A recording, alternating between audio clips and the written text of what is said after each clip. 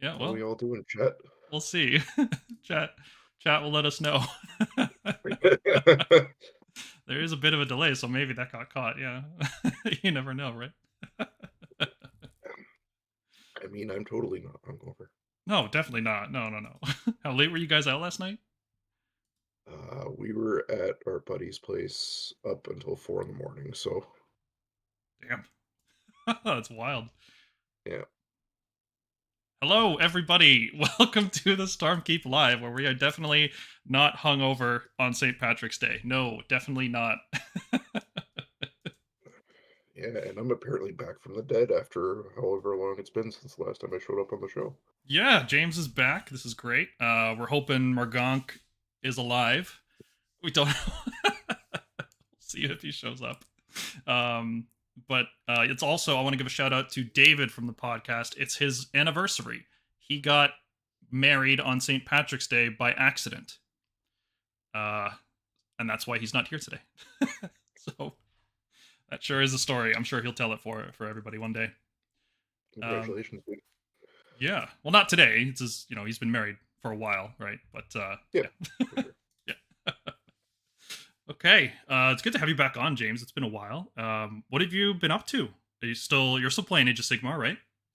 Yeah, I haven't stopped playing Age of Sigmar. I'm in as deep, if not deeper, than I have been since the last time I was on the show. Switched gears into playing Zinch for a little bit, just because that was one of the armies I started collecting, and then I got back into painting it after doing some commissions. Enjoying it. Found a list that is kind of up to my speed and groove right now. So Yeah, you're running two reinforced units of Therodons and then a bunch of blizzards, and you summon chickens. yeah, so Guild of Summoners, two 10 by unit screens of pink horrors, the reinforced Therodons behind them, and two shotgun shamans in each one of those. So nice symmetry going on there. I like that shotgun shaman. That sounds cool. Yeah.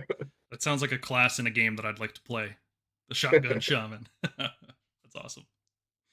Um, yeah, that's cool, man. I'm glad. I mean, it sucks you're not playing Stormcast, but Well, we'll see what once we get back into fourth, right?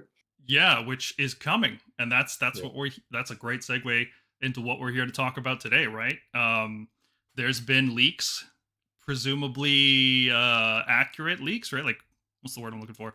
Trustworthy leaks. Like they look real. They don't look fake. Like when people take my wish list and post it on 4chan. That's not what we're talking about here. There's potato camera pictures of what looks like fourth edition. And surprise, there's new Stormcast, which is great. More for us to talk about. Egg on our face if the leaks are all end up being wrong anyway, but oh well. We're Yeah, here to speculate, so yeah, it's fun to speculate. It's fun. I mean, so far everything in the leaks has come true, so we'll see. We'll keep on it. Before we talk about that, we'll ask how you guys are doing in the chat. Let us know how you're feeling today. It's Sunday before Adepticon.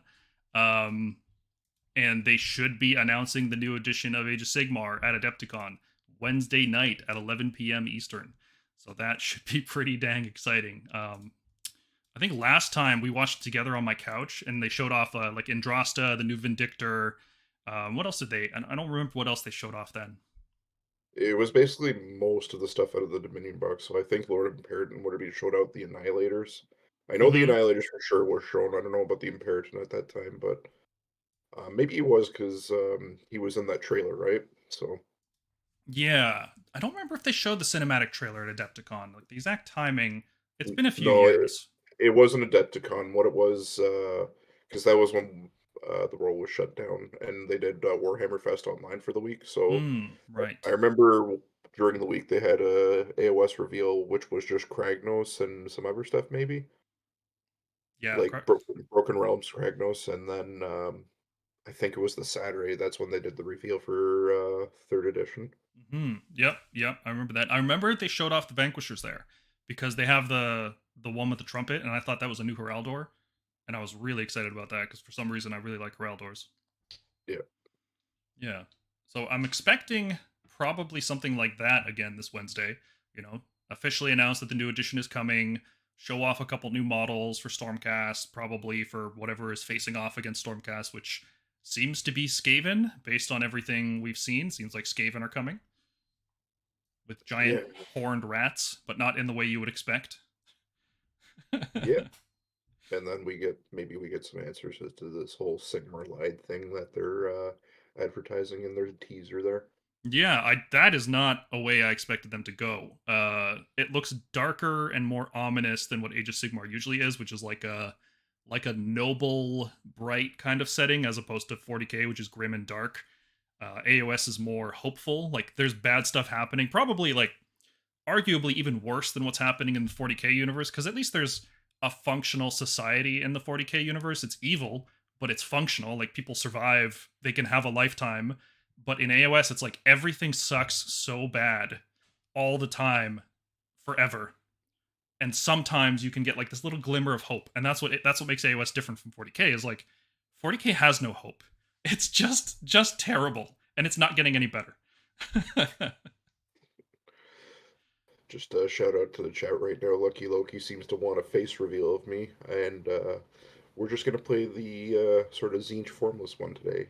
If you do go to our stream archives, I do actually uh, stream with a cam. Just today, I'm a little under the weather from the St. Patrick's Day stuff.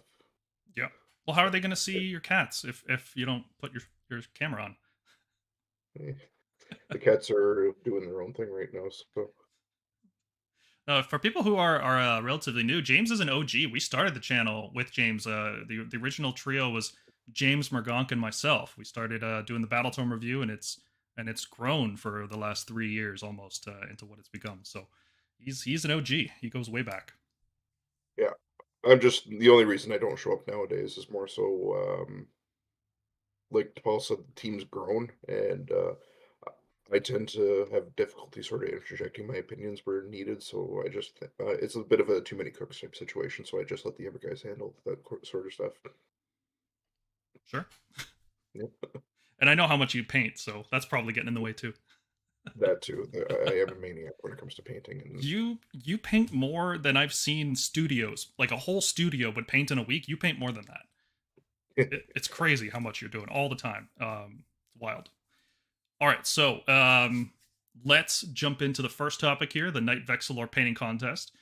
So the prizes for this were really good. We have a Krondis up for grabs for first place, and then I mean, assuming the first place person wants it, you can pick whatever prize you want. I'm gonna assume whoever wins is gonna want the Krondis, but we'll see. And then other prizes were a box of Annihilators, which can be built with the Grand Hammers or the Shields. Should probably build the Grand Hammers, in my opinion. And then a little box of Gryph-hounds, because why not? They're fun. And so we had a lot of entries for this, and we had to narrow it down to just 3, which was, well, the first place one got it just like smoked the competition. Like everybody really liked the first place one, so I've never seen a sweep like that. But then everything else was really close, like remarkably close. So if you want to see all the entries, just go to our Discord server. There should be a link down in the comments below. You can go to the server and you can check out the Painting Vexillor channel, and you'll see all the entries in there. And James, I don't know if you've had a chance to look at these yet. This might be all new to you. So yeah, this is my first time looking at the entries, so you'll get live commentary from me, I guess. sick. Given how much we talked about how much you paint, this will be this will be good too. I like that. Yeah. All right, let's jump into it. I'm going to turn this pop out off, and let's go. All right, so here's a couple of honorable mentions before we get into the podium. First up, we have this like brass. You call this brass, right, or like a bronze Vexillor from Oblivion. Who I really like the patterning on the banner is phenomenal here, and especially even the parchment, like just the little tick marks on the parchment make it look icy and cool. Like the parchment is it's swaying in like a cold wind, which looks really Yeah. really cool. Yeah, I love me a good snow scheme, and this one I like sort of like the monochrome feel to it as well. Yeah, he's definitely balanced out the cold elements with some of the hotter elements, like the steel or brass or whatever you want to call it. That's definitely on the warmer side of the spectrum, and like little hints of red in the banner too, kind of keep this from just being too cold of a piece. You can also see on the shoulder pad, he's also put in some scratch marks. I think I don't know if these are intentional, but I think they look really cool. Like he's been out in the snow for a long time. He's got some battle damage. Like it looks really cool. And then the lightning on the sword, also very, very cool. Next up, we have what looks to be a classic Hammers of Sigmar. Yeah, from Trollland, we have a very well done non-metallic metal on Yep. the bulk of the model, and it just looks great. Like I really like non-metallic metal. I got to learn how to paint that soon because I It, keep. Go ahead. it's a great effect. I can never wrap my head around how to do it. Yeah, I think it's just something you have to try and fail at repeatedly until you understand it. Yeah, for sure. I'm also noticing here on the model, he did a bit of a convert or weapon swap with the sword. He's got a little Praetor poleaxe as a Hmm. hand axe. Yeah, it looks like a hand axe, but yeah, you're right. It's the Praetor polearm bit. That's cool. That looks Yeah, good nice. stuff. Even the haft of the weapon has been swapped out too. Yeah, Yeah, I think the blue on the banner could have been pushed a little bit more. Maybe it's just the lighting in the photo, but it looks a little bit washed out compared to how nice the gold is. yeah, definitely pump up the saturation a little bit, I think. hmm it's tough on this model to do that though, because you either have to do like really thin edge highlighting, like what Oblivion did, or you have Mhm. to have like really dark crevices. But they're so small on these models that if you try to do any amount of layering, like that, you actually just end up covering the crevice entirely and flattening out the whole banner, which doesn't look great. Yeah. Tough to do, but yeah, nicely done, Trolland. Two more honorable mentions. First up from MacTech, who's doing very well in our contest lately. He submitted this Cosmic Bear banner, which is like, okay, yeah, I didn't know I wanted this, but look at that. Hot pink armor and a Cosmic Bear constellation. Now, he actually 3D printed this banner out. I saw the files that he linked on the server. And so if you want one, I think you could just go get one for yourself and print it out. And then he's used the what is the name of this model? It's like a Liberator Prime Proxy special edition model that you could get at one point. Yeah, true. It's like one of the Femcast Liberators, whatever. Yeah. I don't know if the base model has a cloak with that kind of matting on the edges of it. Maybe he put green stuff on there. I'm not that familiar with this model, but yeah, this is a really cool proxy. I Yeah, really well done, I think, in the conversion aspect. And um, yeah, I love the paint as well. It's really unique for the scheme. the hot pink non-metallic metal, very cool look. And especially the other thing as well, he's got the little nebula going on the banner, so it matches with the armor tones. Yep, it's the same shades of pink too. It's the exact same colors used, so it ties the whole model together. And what is Yeah. that at the top of the banner? It looks like a horn on top of what is that? Uh, it's Eh, like the shape of Mjolnir, like Thor's hammer. okay, It looks like it to me anyway. I'm not sure if that's what he was going for, or what they were yeah, going for, rather. yeah, that looks pretty cool. Yeah, And it's got like the horn on top, signal hunt or something like that. yeah, it's unique, and it's got that very Norse energy going on. So Totally. well done, well done. Yeah. Our next one here is from Rifos. Sorry if I pronounced that wrong, but maybe one of those will be right. But this is just a classic metallic, like true metallic. But it's shaded really well, and you can see the gems on the banner have like this nice. What's the word I'm looking for here? Highlighting, I guess it would be for a gem. Like it's a really nice pattern there. Just a really well done scheme with good shading on top of true metallics. Yeah, uh, again, classic Hammer of Sigmar here. So I'm not full disclosure. I'm not the biggest fan of the color scheme, but when somebody does it right, they do it. They can do it some real justice, and this is another one that knocked out of the park here. hmm You can see the gauntlet, I suppose, and the shoulder pad are also done like Bastion's special shoulder pad, like the default GW scheme. They do like a green verdigris, I think is the name for it. Yeah, like the oxidized metal look. hmm Yeah, so he's Yeah, chosen to do that, which adds another little element to that, which is cool. Nicely done. very Moving done, very well done. moving into third place, we have again a lot of people did non-metallic metal in this contest. Krisha here really did a very good job with silver, though. In addition to doing non-metallic gold, they also did a non-metallic silver using grays and blacks and things like that. And then also did a little bit of source lighting for the runes on the sword. So on top of the non-metallic metal, you have source lighting, which usually it's too much shading, and the eye kind of gets drawn to it and thinks it's too much. It doesn't look natural anymore. but because the OSL is so light, it works here, I think. And because you've mixed the right amount of silver and gold together in all the right spots, like you could have just done silver gauntlets, but instead you chose to do them in gold, and then the glove itself is in silver. So like you've mixed up the silver and gold well, and it creates a very cohesive piece. Like you're not bored looking at any part of this model. Yeah. Bored Bored's not the right Great. word. It's like your eye doesn't get lazy. What am I? Do you know what I'm trying to describe here? I think I do. I just suck at words. So Yeah, I'm not an art critic, but I really like this, especially on the shaft. Like the silver along where the rivets or the spikes are, the spiked shaft there. The non-metallic metal is done very well there. yeah, this is the color scheme that I wish that I or like that I wanted to do with my Thunderstrike, but for some reason I ended up going with purple on the cloaks and the pauldrons. But my Vexillor banner looks pretty similar to this, Hmm. just not as well done because that was one of the earlier models I worked on. Yeah, yeah. I was really excited to paint this one too. I couldn't wait. Yeah, And then I also want to point out that the shading on the banner, I don't think this is lighting from the camera. I think it is actually shaded so that the crevices are darker on the inside of the banner, and then the gold is brighter on the parts that are facing up or more towards the camera. I guess would be the right way to say that. And then it looks like a little bit too much gold paint got in the eye of the top of the banner staff because it looks like the little guy at the top is winking at you. But no, this is really well done, Krisha. So congratulations on third place. Really happy with this. great job.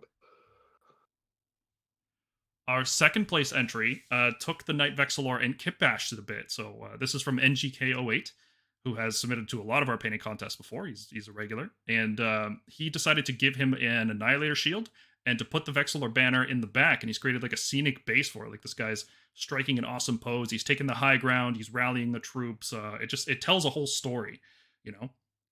And it's just such a cool kit bash, especially swapping out the heads here. I believe that's from one of the Vanquishers, which that's not an easy kit bash to do because the thing with the Vanquishers is they all have like weird bits of parts of the armor sculpted onto the head, so you have to cut it just right to fit in.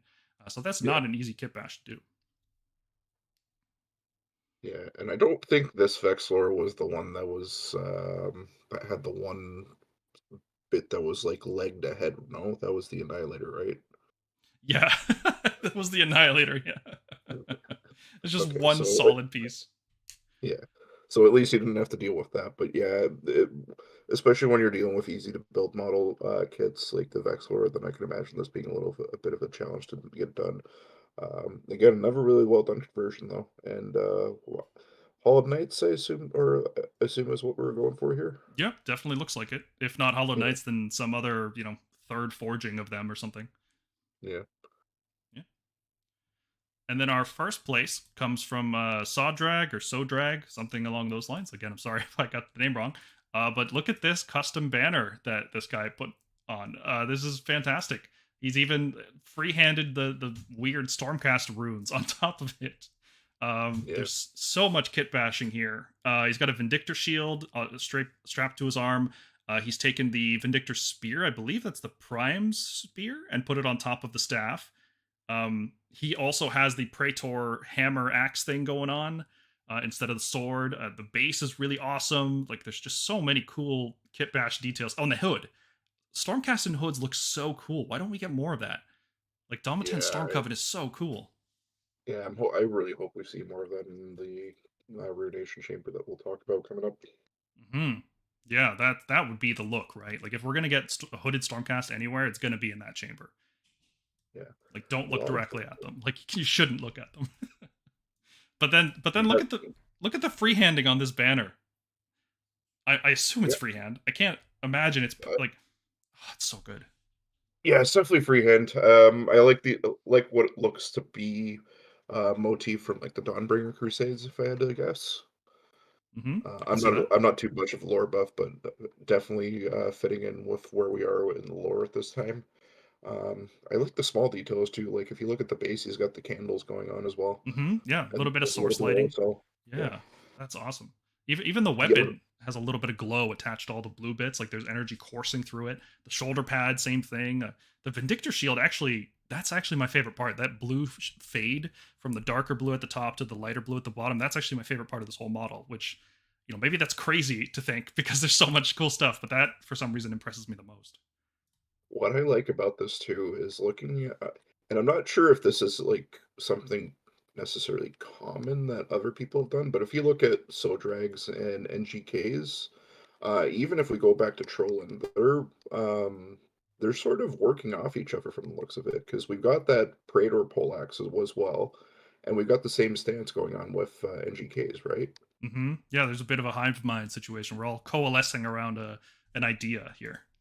No, I like it, and that's what the community is for, right? We're supposed to, we're there to help each other at the end of the day. So hmm very good job to Sodrag to get this done for first place, and shout out to the community guys. Very well done. hmm Very nicely done.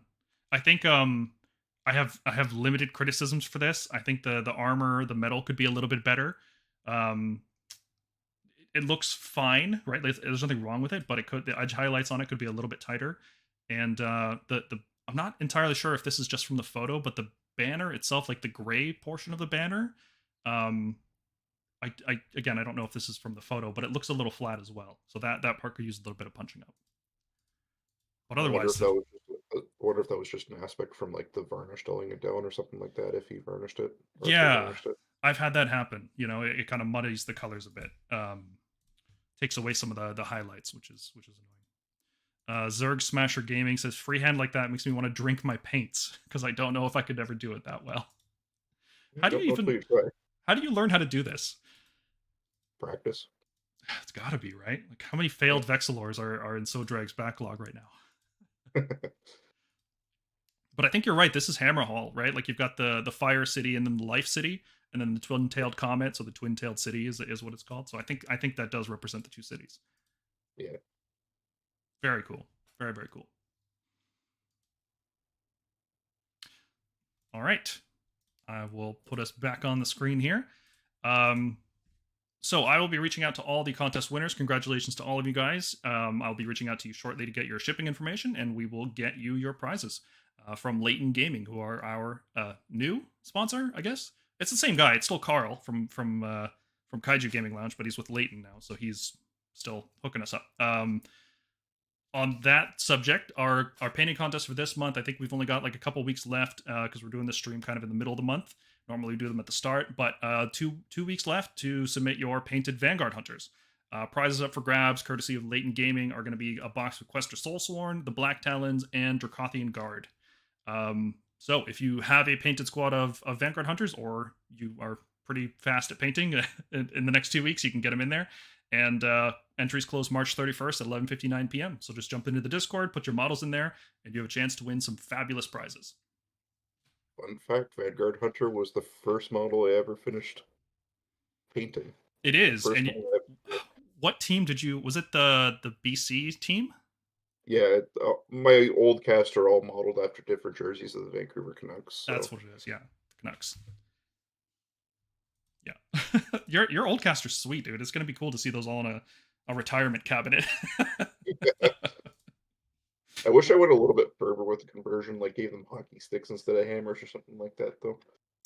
There's time, especially if you know there's new versions of the models you're not going to be bringing to tournaments. Like, yeah, whip out the old stuff and swap out some hockey sticks onto those retributors.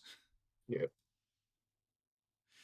All right, let's get into the main topic of the day, which is a 4th edition wish list. And sorry, just answering a message there.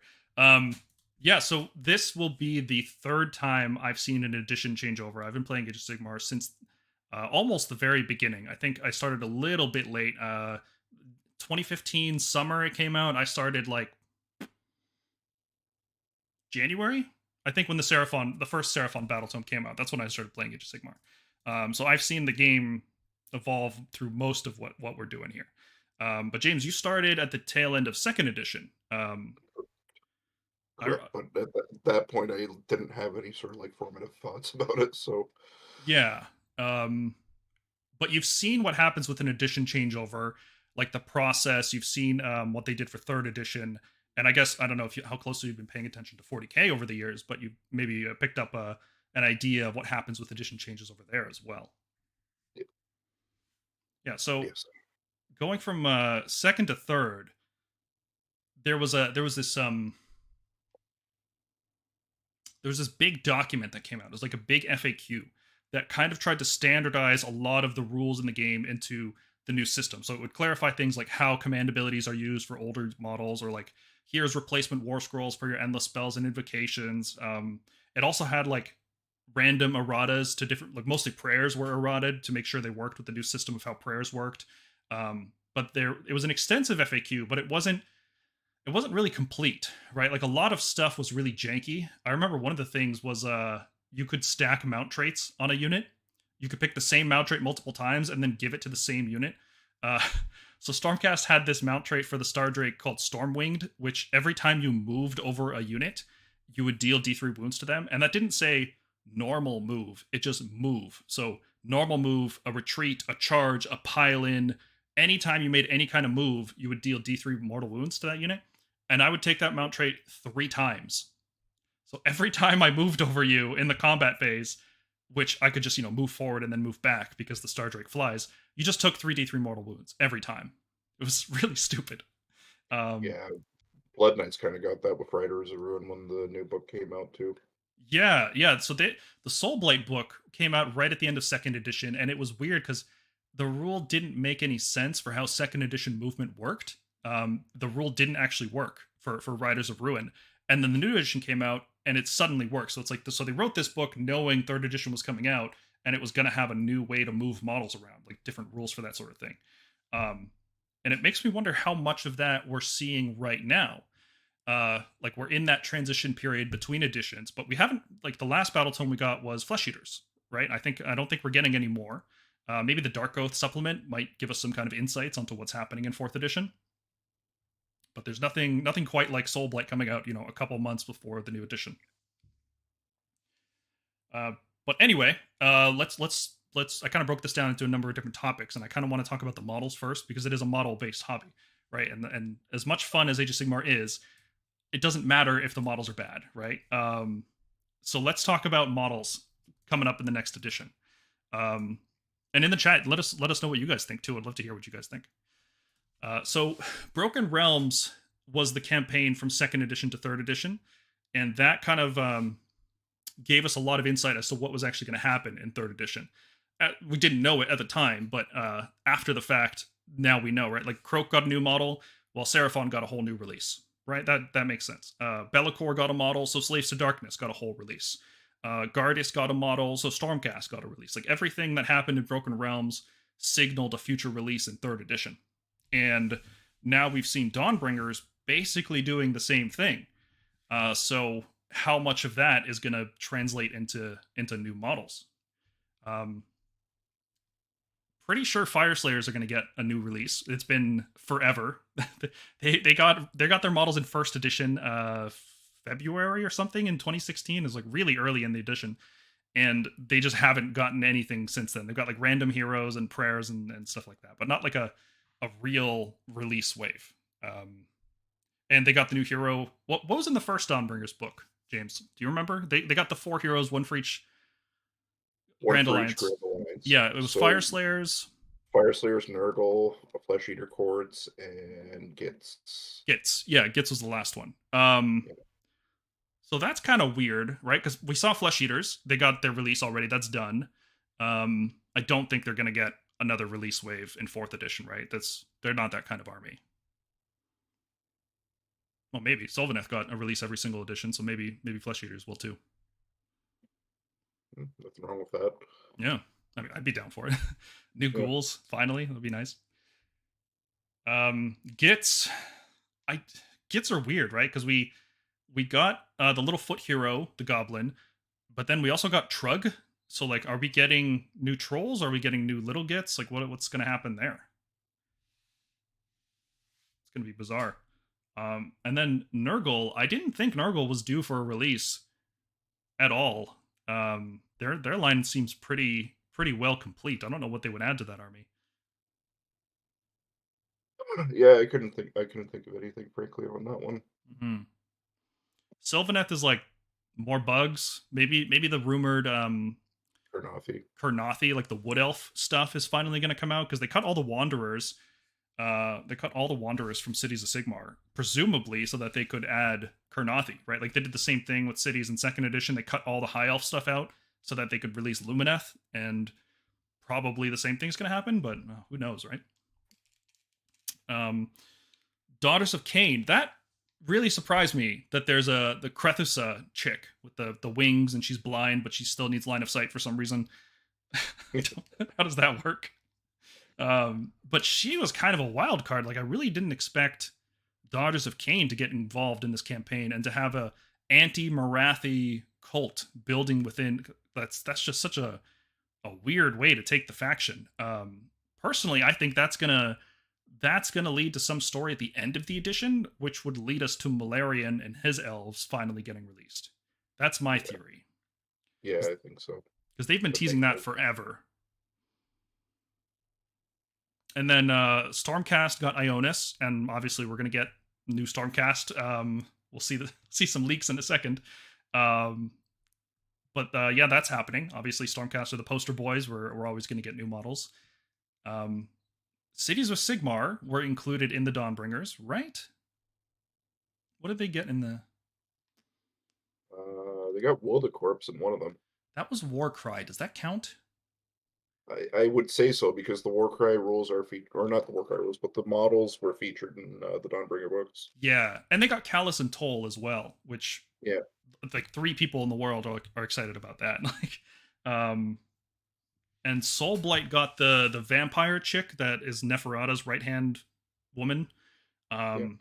Does that mean Technically, they also got a new Von Karstein in the what is called Warhammer Plus subscription. there's a new Von Karstein? Really?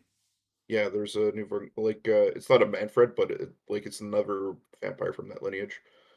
Oh, right, like the promo models. Right. Yeah, Okay, that's cool. New Dark Oath. cool. Yeah, the new Dark Oath are definitely coming, Morker. We're the rumor, according to a lot of reliable rumor sources, is that we're getting a new Varangard hero, and she's like Archaon's right hand woman. She's called Lady the of name. Ruin or the Red Queen or whatever. Yeah, no, somebody leaked the actual name of the model too, like Lady Zenestria or something like that. I forget it off the top of my head, but she's the spear of Archaon or the Varangard or something like that. Like there's a rumor engine right now that's like a chaos spear, and that's her model. So expect that coming with Dawnbringer 6. And she'll probably get released around the same time as the new Dark Oath, if I had to guess. Which yeah, those look sweet, right? Yeah. Especially that new Beast of Chaos that they've included. Yeah, so we've got Stormcast versus Skaven as the starter box. That's the rumor, and I have nothing to say that would disprove that. Everything seems to be pointing towards that. All the Dawnbringer short stories that are coming out now have to do with Skaven being built up. They're finally uniting together for the first time since the old world. Like there's a single will driving all the Skaven and pushing them to do something. We have no idea what. Well, from what I heard, apparently it's like one Skaven engineer or whatever designed a gun that can like steal souls, and it's Ooh. just a matter of time before that sort of technology runs rampant amongst the Skaven. Obviously, Sigmar doesn't like that, and uh, I can't see Nagash liking that either. So Mhm. people have sort of been saying that Nagash and Sigmar are going to be BFFs again, or something along those lines. That would certainly be interesting. Yeah. Yeah, We'll see if that happens.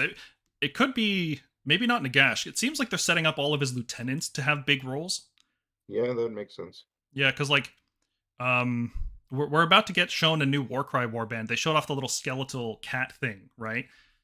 And the story with the OBR is Nagash gives you a good body the first time like you get turned into a Bone Reaper. You get a cool looking body, and then every time you fail, you get a worse looking body every time. Until eventually, I guess you get down to the level of like being a bone dog that just goes around fetching bones for people, or like you get turned into that guy that's on the in between the legs of the harvester Like so like repeated failures eventually just turn you into like the lowest form of Bone Reaper construct. Which I guess is why Catacross always insists that he's never actually failed. He's always won every battle he's been to. Even when he loses, he calls it a victory because he doesn't want Nagash to turn him into like a dog or something. That's hilarious. There are fates worse than death. Yes. A failure is worse than death, for sure. Nagash and Sigmar is like a toxic pair. They can't break up and they can't stand each other. Yeah, yeah. Even the short stories right now, Sigmar is still saying like, Nagash isn't that bad. Like, yeah, he's evil and he unleashed the Night Haunt on everyone, but you know he used to be good, so maybe there's still some good in him. You know, he's just so pragmatic to a fault. It's amazing. We need a meme smith in the Discord to get a picture of Wolverine sitting on the bed, but it's Sigmar's head and Nagash in the picture frame. I know exactly what you're talking about. That'd be great. That would be great. Okay, continuing on the model line of thought, there are the same people who have been leaking all this stuff about Stormcast and Skaven are also saying we're going to get Chaos Dwarves in this edition. What do you think about that, James? I don't think it's. I don't know if that's going to happen this edition or not. Maybe because it's been uh, hinted at for a while there, but I can't say for certain. Yeah, they're in the third edition core book. Yeah. Right? Like and I believe the what are they called? The Hobgrot guys from Cruel Boys, their armor and weapons are explicitly given to them from trading with the Chaos Dwarves. Yeah, there's also the Horns of Hashut from Warcry Warband as well, right? Right. Yeah, and there's like a couple Chaos Dwarves in the various warbands, right? Like the Iron Golems have one, and one of the other Warcry warbands has one. So they exist. I guess it's just a matter of are they getting a release this edition or not. Yeah. I It think. makes sense because I think fifth edition's big release is going to be the Emberneth or Olgarathi or whatever we wanted to call them.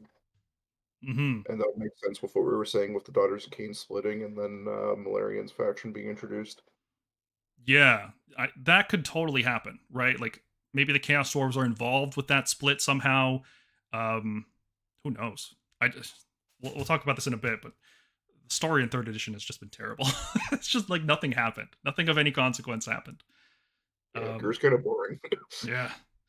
Okay, then I think for a lot of factions, we're just gonna get like pity releases. Like we saw these with like the new KO guy with the code. We saw like a random Lumineth hero, the Enlightener. Like there's little releases for everything, right? Yeah, it's the dual boxes. Yeah, there's like, well, I think they're done with the dual boxes, man. I don't think they're gonna do them anymore because we You haven't don't seen think one so? in a long time. Not Well, in.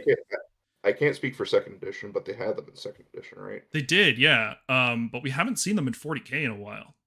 Lately, Fair they've enough. just been doing like Vanguard boxes, and the new hero might be in them or something like that. Yeah. They really prefer doing these single army big releases. But I guess if there's like pity heroes for both armies, like if there's a new Blades of Corn priest and a new Zinch wizard, maybe they'll pit them against each other with like a dual box. It could happen, but it just they haven't done them in a while, so it feels like they're about to drop them. I'm okay if they get rid of that, frankly. I because it was always a matter of just like I want that box, but I don't want the Ever Army, so I didn't want to have to find a split partner for it. Yeah, and like it's fine every now and then, but like, do you really want to be finding somebody else to trade Pokemon with all the time? Like Yeah. it's fun to link up with the Game Boys and all that, but it's really inconvenient. Only Hand says feels like a lot of third was nuked after the Kron Spine was poorly received. Oh, we'll talk about the Kron Spine shortly. Hey, Oh remember boy. we were supposed to get a spider incarnate? Yeah. Yep. Uh, Nick says all the foot heroes were pity releases. The Ossifector is still amazing though, for EG game wise. Yeah, I mean they're cool releases, right? But it's like fire. They're just pity heroes. They don't get you really excited about the faction. It would be nice if you got more, but it's better than getting nothing, I suppose, right? It's still like I don't think there's a single army in third edition that got literally nothing. Like not a single new model, no spells, no pity hero, nothing. I can't think of one. Maybe Zinch? Did Zinch get anything this edition? They got an updated curse line, no new models though. That's what it was, yeah. Last edition was the Magister on the disc, I think. Yeah. Yeah. I want some new models for that range, man, or new units for that range, because this building is honestly tough for Zinch. You really have to play into your rules. Hmm. Uh, on What a would you do side note, without Blizzard? yeah, really. Just die. Uh, Flamers, I guess. I don't know. Yeah. On a side note, Paul, looks like Sunday previews up, and it's all old world stuff. No way. It's all orcs. Oh boy. Well, stay tuned because they could still, if they're following the pattern from 10th edition release in 40K, I'm expecting another Adepticon teaser while we're doing this stream. Because that's what they did last year. The Sunday right before Adepticon, they put up another teaser. So we'll see. If that happens, I'll have to figure out how to get that on screen. I'm kind of like a streaming boomer. I don't really understand how any of this stuff works. All right. So there's going to be a lot of pity heroes, but then the last couple things I wanted to talk about in terms of models. What's happening with Beasts of Chaos? My theory, and this is based off some rumors as well, is that they are going to be squatted, and they're going to be thrown into the old world. Now, maybe that means they're just making room to release new Beasts of Chaos in the future, right? Maybe. But what I base this off of is the fact that all the new Dark Oath just look like Beasts of Chaos without the goat heads. They just look exactly like the Beasts of Chaos. All the same design language is there. The way the weapons are shaped, the armor panels, the like belt buckle waist things that they got going on, like the new Dark Oath are just Beasts of Chaos. They completely stolen the aesthetic. And then thinking back, they've been doing this for a while, right? Like if you remember the Therodons that you're using a lot of right now, why are those guys not Beasts of Chaos? Yeah, I have no idea. I have no idea why the Ogreids are all just slaves to darkness. Right? Isn't that so? Like they're just Bulgors. They're just cooler looking Bulgors that can take marks. Yeah. So I have a theory, and the more I think about this, the more stuff gets entangled in it, which gets weirder. So like, Kragnos doesn't look like a destruction thing, right? That's what everybody's always said. What if the model was designed for Beasts of Chaos, and then they decided to cut Beasts of Chaos? Fair. So they're like, oh, what do we do with this model? Because they've done this before, right? This is probably what's going to happen with the other spider incarnate, which we'll get to. But they make models and they don't always ship them. They sometimes change their mind about when and where they want to put them. And Kragnos feels wrong in Destruction, but if you put him in Beasts of Chaos, he'd be a natural fit. He'd look exactly like the rest of the army. But what if somewhere around the midpoint of 2nd edition, when they were designing Kragnos and finishing him, they're like, yeah, we're going to get rid of Beasts of Chaos. And what do we do with this model? I don't know, throw him in Destruction or whatever. We'll have a whole edition where he runs around punching stuff with his hoofs and his mace. And it was terrible, and everybody hated it. Well, you did start with a 3-up save, and then they changed it to a 2-up. Yeah. The Kragnos model, I don't think it's terrible, Marker. I don't think it's bad. It just doesn't fit the Destruction vibe, right? It's not weird and gross like the Gits. It's not it doesn't fit Iron Jaws. It doesn't fit the nomadic kind of thing that the ogres have going on. It just doesn't fit any of their aesthetics. But then he shows up and all of the Destruction factions start worshiping him for no reason, even though they already have a god. They have Gorka Morka. So he's not an avatar of Gorka Morka or anything. He's like a lesser god that just showed up and started wrecking stuff so good that everybody started following him. Like it just doesn't fit quite properly. A much easier explanation is like, yeah, this is like the biggest Beast of Chaos ever. It's like just a natural fit into that army. So yeah. So that's my theory. Beasts of Chaos are going to get squatted, maybe replaced with something in the future, maybe not. But I just don't think they're long for this world. And I would love to be wrong because I want Beasts of Chaos to get new models. They're a cool thing that Warhammer's done that nobody else does. This idea that like you just have mutants, just mutant goatmen everywhere because chaos is that. It's just that's the nature of chaos. It just mutates everything. Yeah. Also, you just hate to see it. You hate to see a whole army get sunset. Mm-hmm. I know Jesse would be really disappointed. He just got into it. Yeah. Yeah. And then on that topic of armies getting sunsetted, despite all evidence To the contrary, I think Bone Splitters are due for a release. Even though they're not in the meta watch, even though they haven't gotten any new kits, even though nobody talks about them at Games Workshop, I still think Bone Splitters are going to get a new release wave because they have a totally distinct aesthetic. And I think what's happened to them is that they were supposed to be tied in with the Incarnate story. I think there's something going on with the Bone Splitters and like primal magic and just like the way things are the way they were setting up the story. I get the impression is that Bone Splitters were supposed to have some kind of tie into the Incarnates, and when they dropped the Incarnates, the Bone Splitter stuff got dropped as well. Because if you look at the Kronspine, if somebody told me that was a Bone Splitters model, I'd be like, yeah, that makes sense. That completely makes sense. It looks like it's being animated by Wa Energy in the realm of Gur, which is where the Bone Splitters are primarily from. So that totally fits.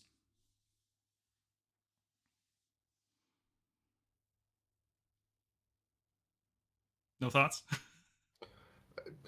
I see so little. I see so little of that faction here, so I don't have many thoughts. The only thing I can point out is that what was the not Word Hollow? What's the current version of Underworlds we're at?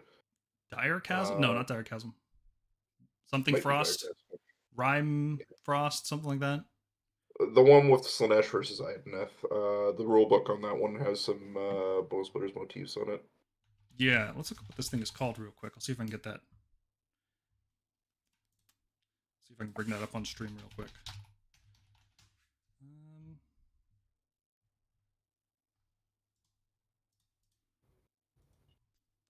Hold on. How do I do this? Maybe window capture? Yes, it's Death Gorge. Death Gorge. Death Gorge, yeah. And they use Bone Splitter art. Let me see if I can take a picture and send it to you. Okay. I think I can take a screen. Hold on. I'll bring it up on the stream. I can figure this out. I'm not totally useless.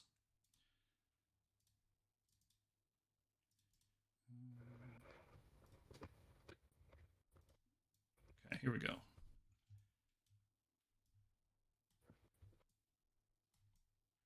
Okay. That should work. So this is the Warhammer Underworld's website. And you guys can see very distinctly they've got like what looks like Bone Splitter art. And if you look at the rule book for this thing, it's all over the place in these rules. They just have big monsters hidden away in the ice, and that's kind of like a weird thing to do if you're just going to cut the Bone Splitters out entirely. Could be a Yeti, yeah, it could be a Yeti. But we know the Bone Splitters use symbols like this. Like one of the clans is the Icebone, I think. Maybe this is all just copium. I don't know. See. But I think Bone Splitters are going to get a release because they have a totally unique aesthetic. Nothing else in the game looks like them, and they were too big in second edition and first and second edition. They got a lot of attention. They were one of the armies that got their own standalone battle tome back in first edition, which this was a time when they were kind of just defining what they wanted every army to be. So like this is when they released the Beast Claw Raiders as like a faction that was being chased around by this eternal winter. This is when they set up the Seraphon being like these galactic star demons. This is when they set up Flesh Eater Courts with their delusion, their vampire curse causing them to all think they're noble peasants and things like that.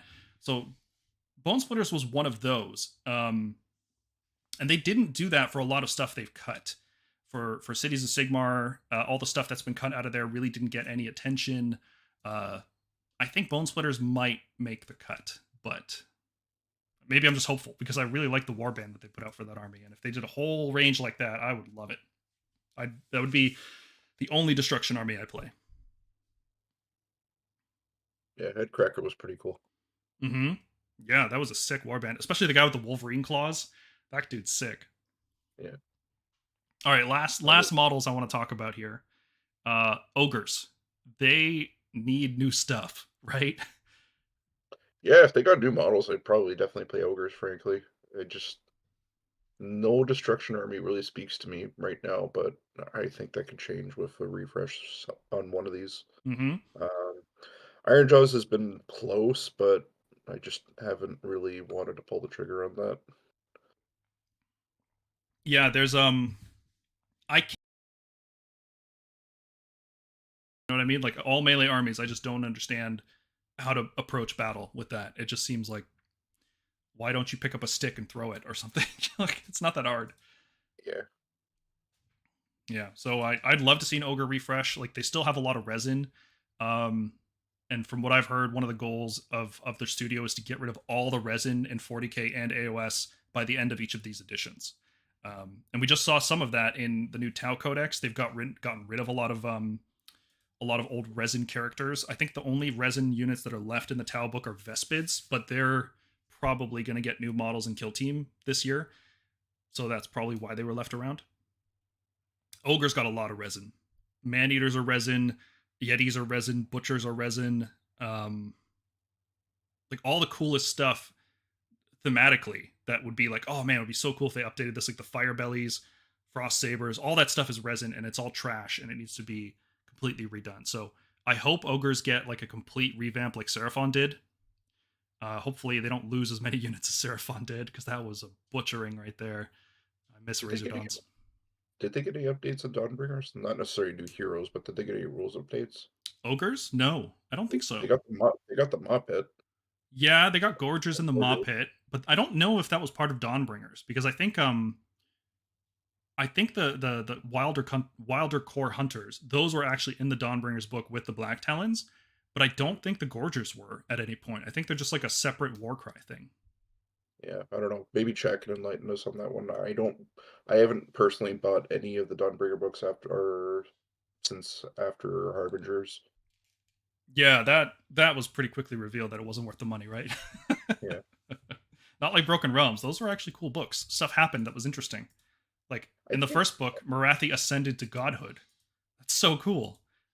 And then Yeah. in the second book, you had this like all-out war where Nagash is killed by a bunch of laser beam firing war machines under Teclis's control. And then third book was Bellicor, which all sorts of stuff. Like there was just stuff happening. Which okay, let's just talk about this. Third edition has been so boring in terms of story, right? What actually happened?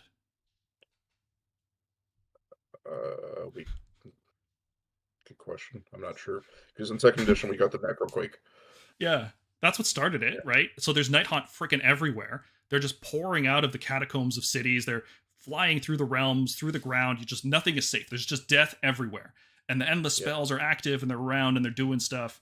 And then everybody starts scheming as a result of that. You know, we've got like Bellicor creates this cursed skies, and Marathi uses this as a reason to ascend to godhood. And Archaon almost cracks the gates of Azir open, and it's only because you know they get in there with a whole army and they fight them off. Like so many things happened in second edition, and it led to Ilariel creating the rite of life, a ritual of life, or whatever it's called, and she cleansed the realm of the death magic, so the Night Hunt aren't going crazy mode anymore. And that, for some reason, also caused Kragnos to awaken, who is a super awesome character that everybody likes. And Kragnos proceeded to run around hitting stuff until he gathered up a bunch of orcs and goblins, and then they attacked a city. But he was, how did they beat this? Marathi and Croak showed up for no reason. I don't know how they knew or how they got there, but anyway, they showed up and they teamed up and they created a magic portal and they tricked Kragnos into running through the portal. And that's how third edition started. Kragnos ran through a portal. And what has he done since then? I think he fought Krondus at one point. Yeah, yeah. There's that artwork of them fighting.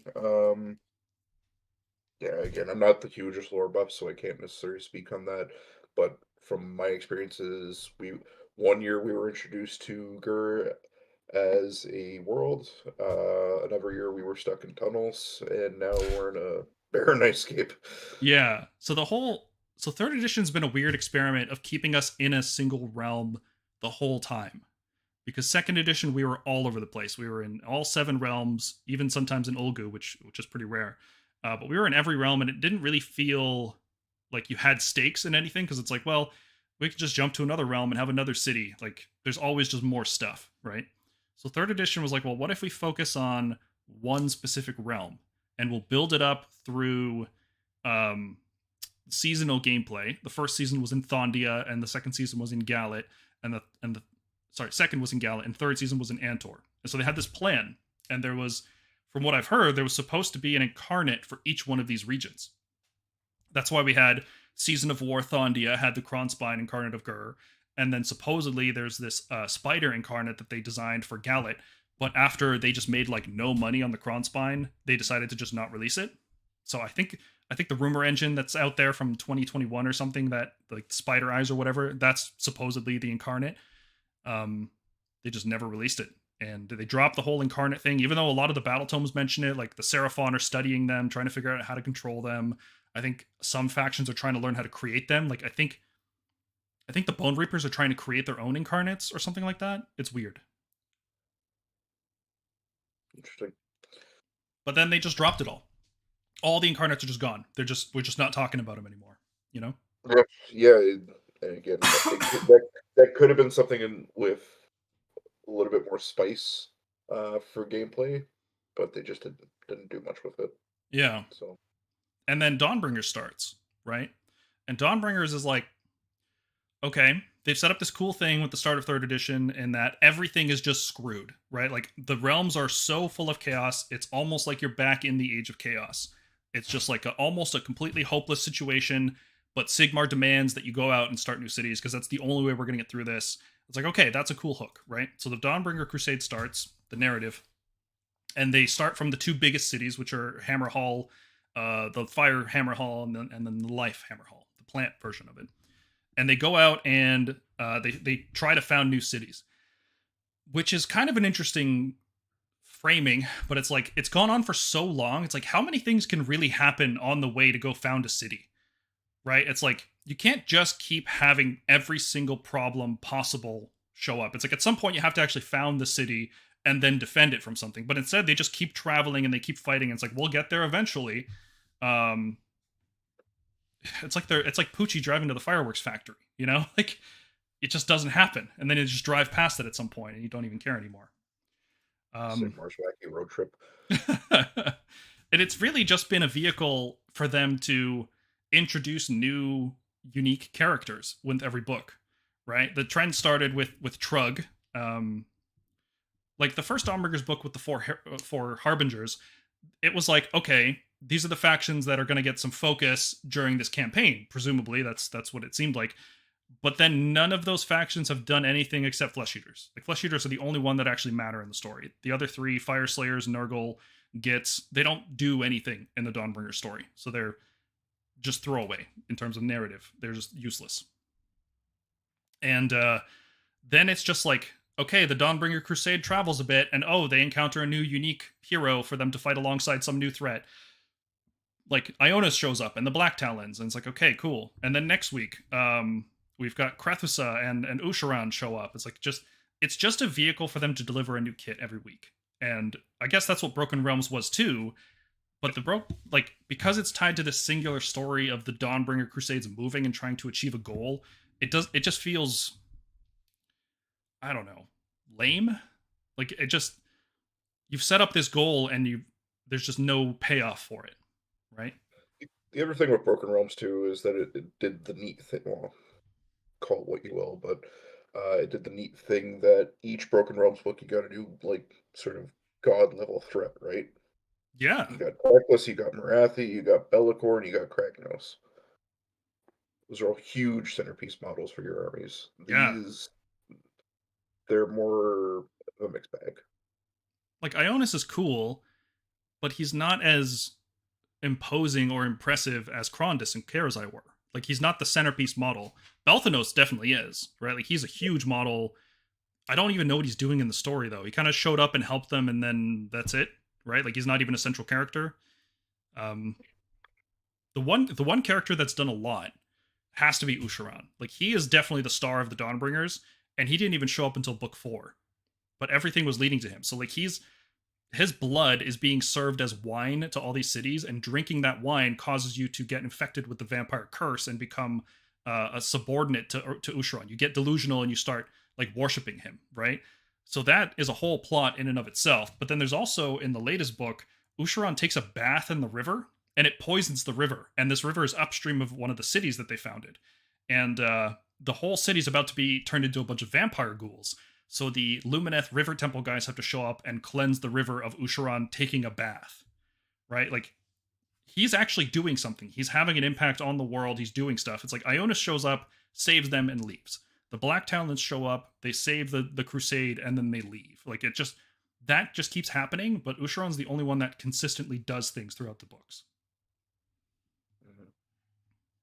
And Krethissa, like, she shows up, she saves one of the cities, and then she leaves, and somehow she shows up at the other city and helps save them from Usharan. Like, I don't understand how she's teleporting through the realms. Maybe I'm misreading the books or something, but it seems like there's something weird happening with Krethissa. She shouldn't be able to teleport between the realms like that. But yeah, chat's talking about Zenestra. So she's the second best thing about the Dawnbringers. Usharan's the first because, like, he just takes a bath and a city is ruined. Like, that's just awesome. But Zenestra is a really interesting character because there's a new teaser up. Hold on. Let's show that live if we can find it. Well, I'm sure it'll pop up once it comes up. I'll boomer it back on the screen. Okay. Sorry to go back to the topic of ogres. Natalie did actually point out that they did in fact have the Naoar for the Gorgers in Dawnbringer 3. So, oh yeah. So it could very well be the case that we'll get refresh from them.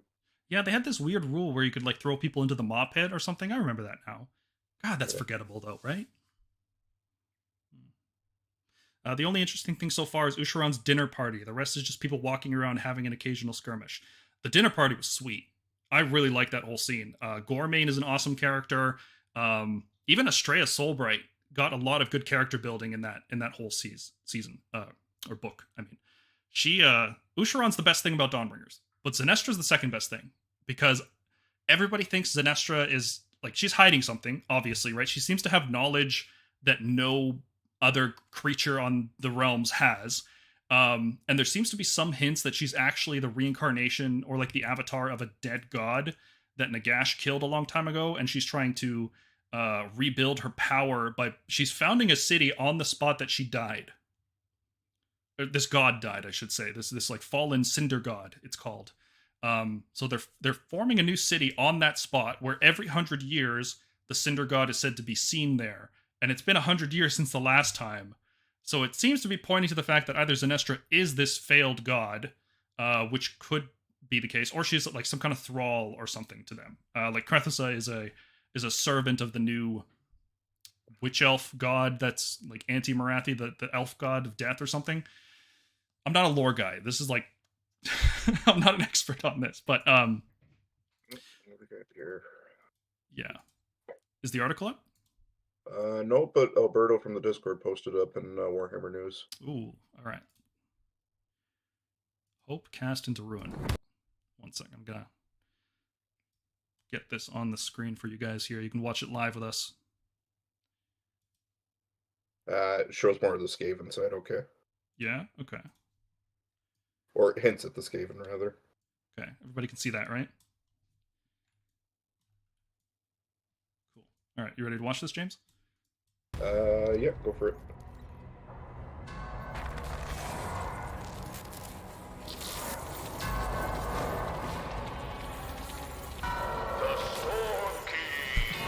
Perfect timing.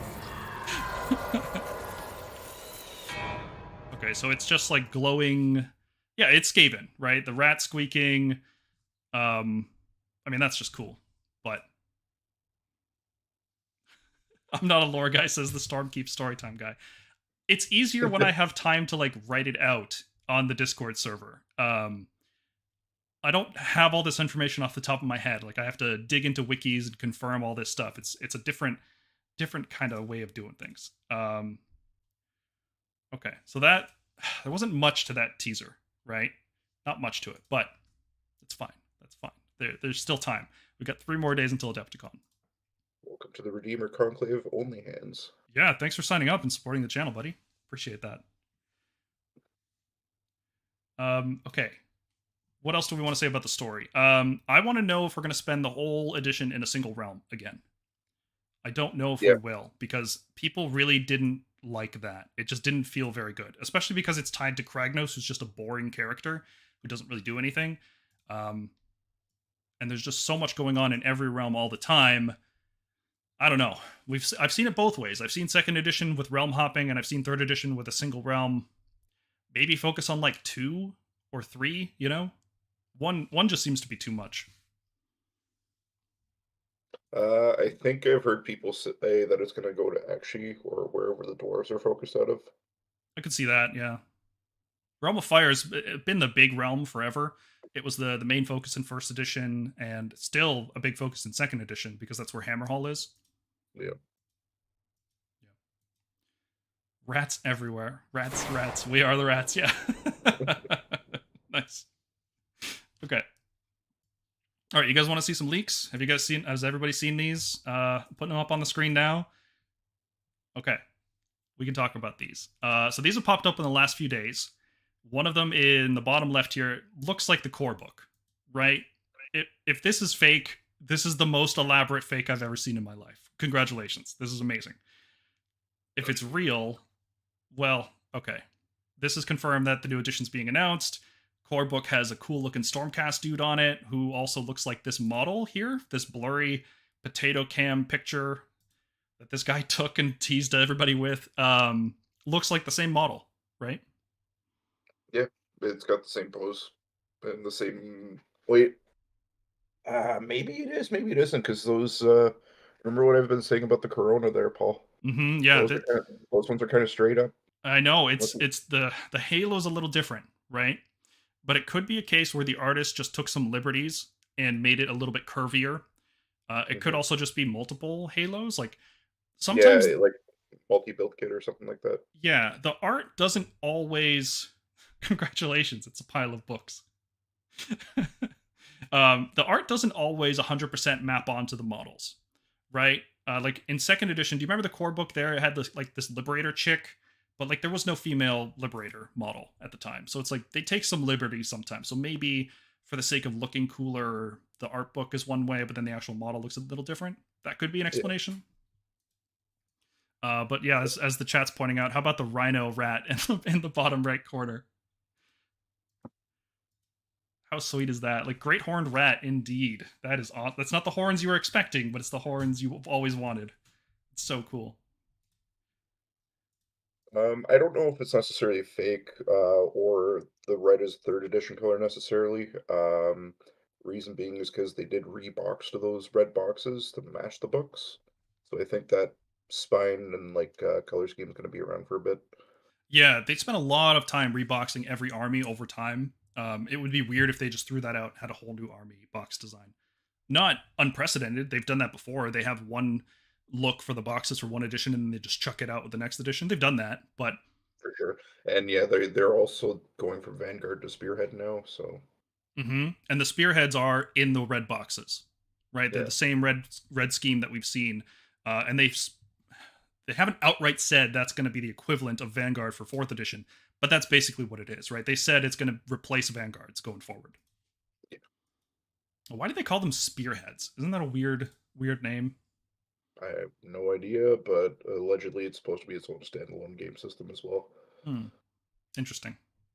Kind of like what Boarding Patrol was, or Combat Patrol, whatever it was. Yeah, but the thing is, Combat Patrol, they spent the whole 9th edition releasing Combat Patrol boxes. We've only got like 3 spearheads right now. So it'll have to be like you can use the Vanguard or the Spearhead, but why rename it? Why not just keep calling them Vanguard? I don't understand. Yeah. Don't know. Yeah. All right, continuing on looking at these leaks. Top left, that looks like a prosecutor wing to me. I don't know if it's melting or if it's like ghostly, like it's fusing with a Nighthaunt, like what Mergonk said. They're doing the Vegeta Goku Dragon Ball fusion between Stormcast and Nighthaunt.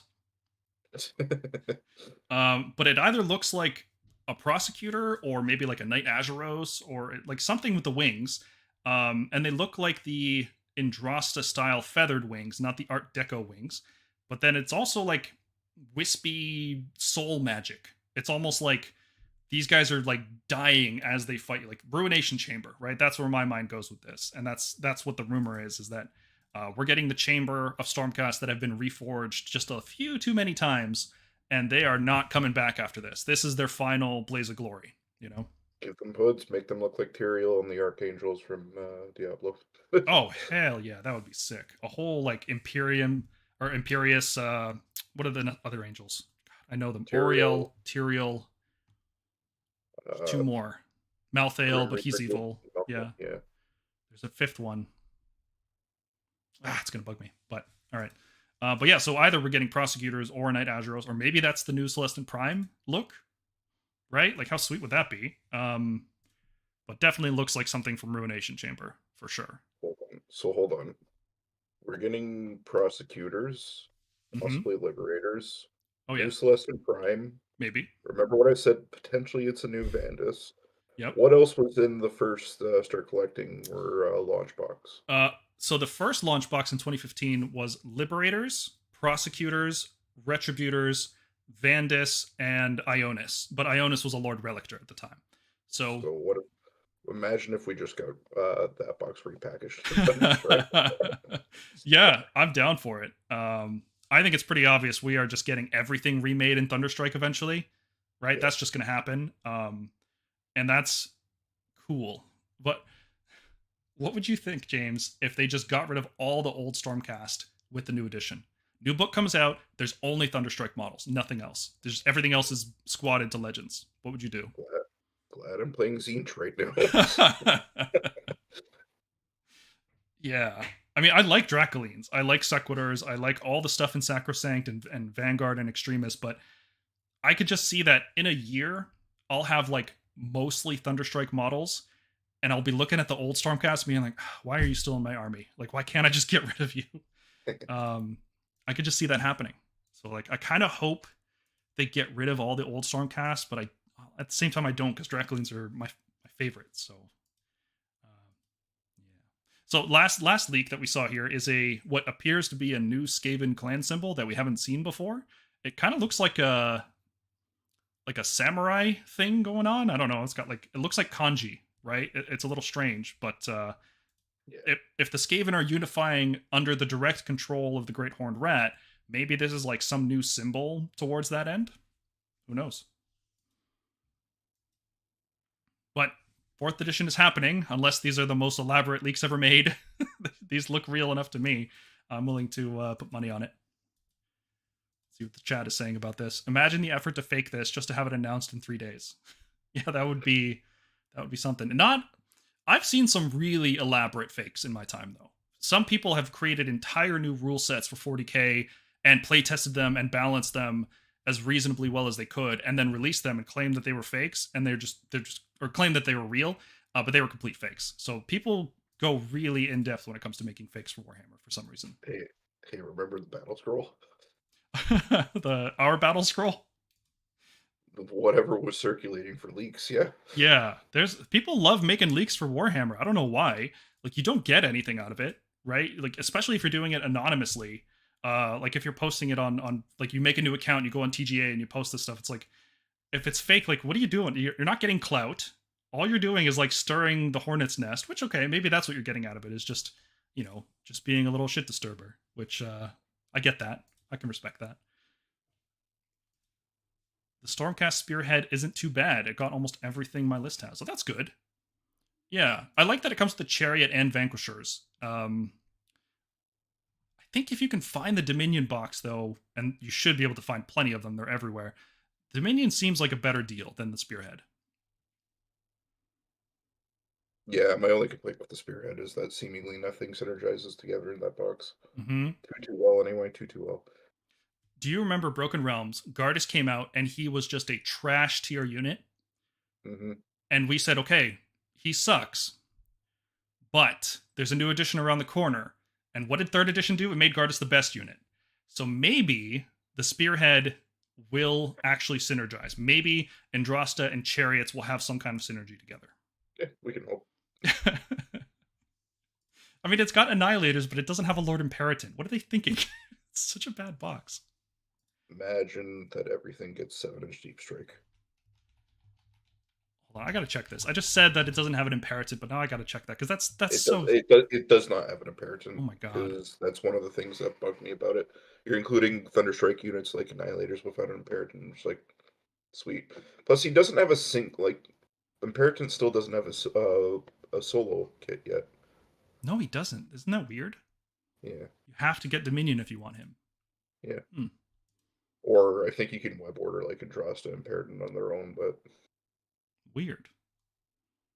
Hmm. Okay, let's talk rules here, James. Um, I like rules. rules are fun. I like talking about rules, obviously. I would like to. Okay, these are just some jumping off points. We don't have to talk about every single one of these, but Sorry, only hands. Yeah, there's no Imperator in that box. it's brutal. Um, okay, you've played all of third edition. You started at the end of second edition.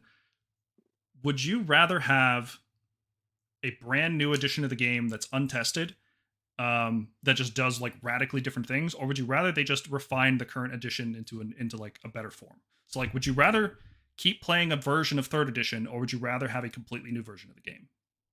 At this stage, I'd rather get like a 3.5 labeled as fourth edition. I think that's what most people would agree on when I speak to them.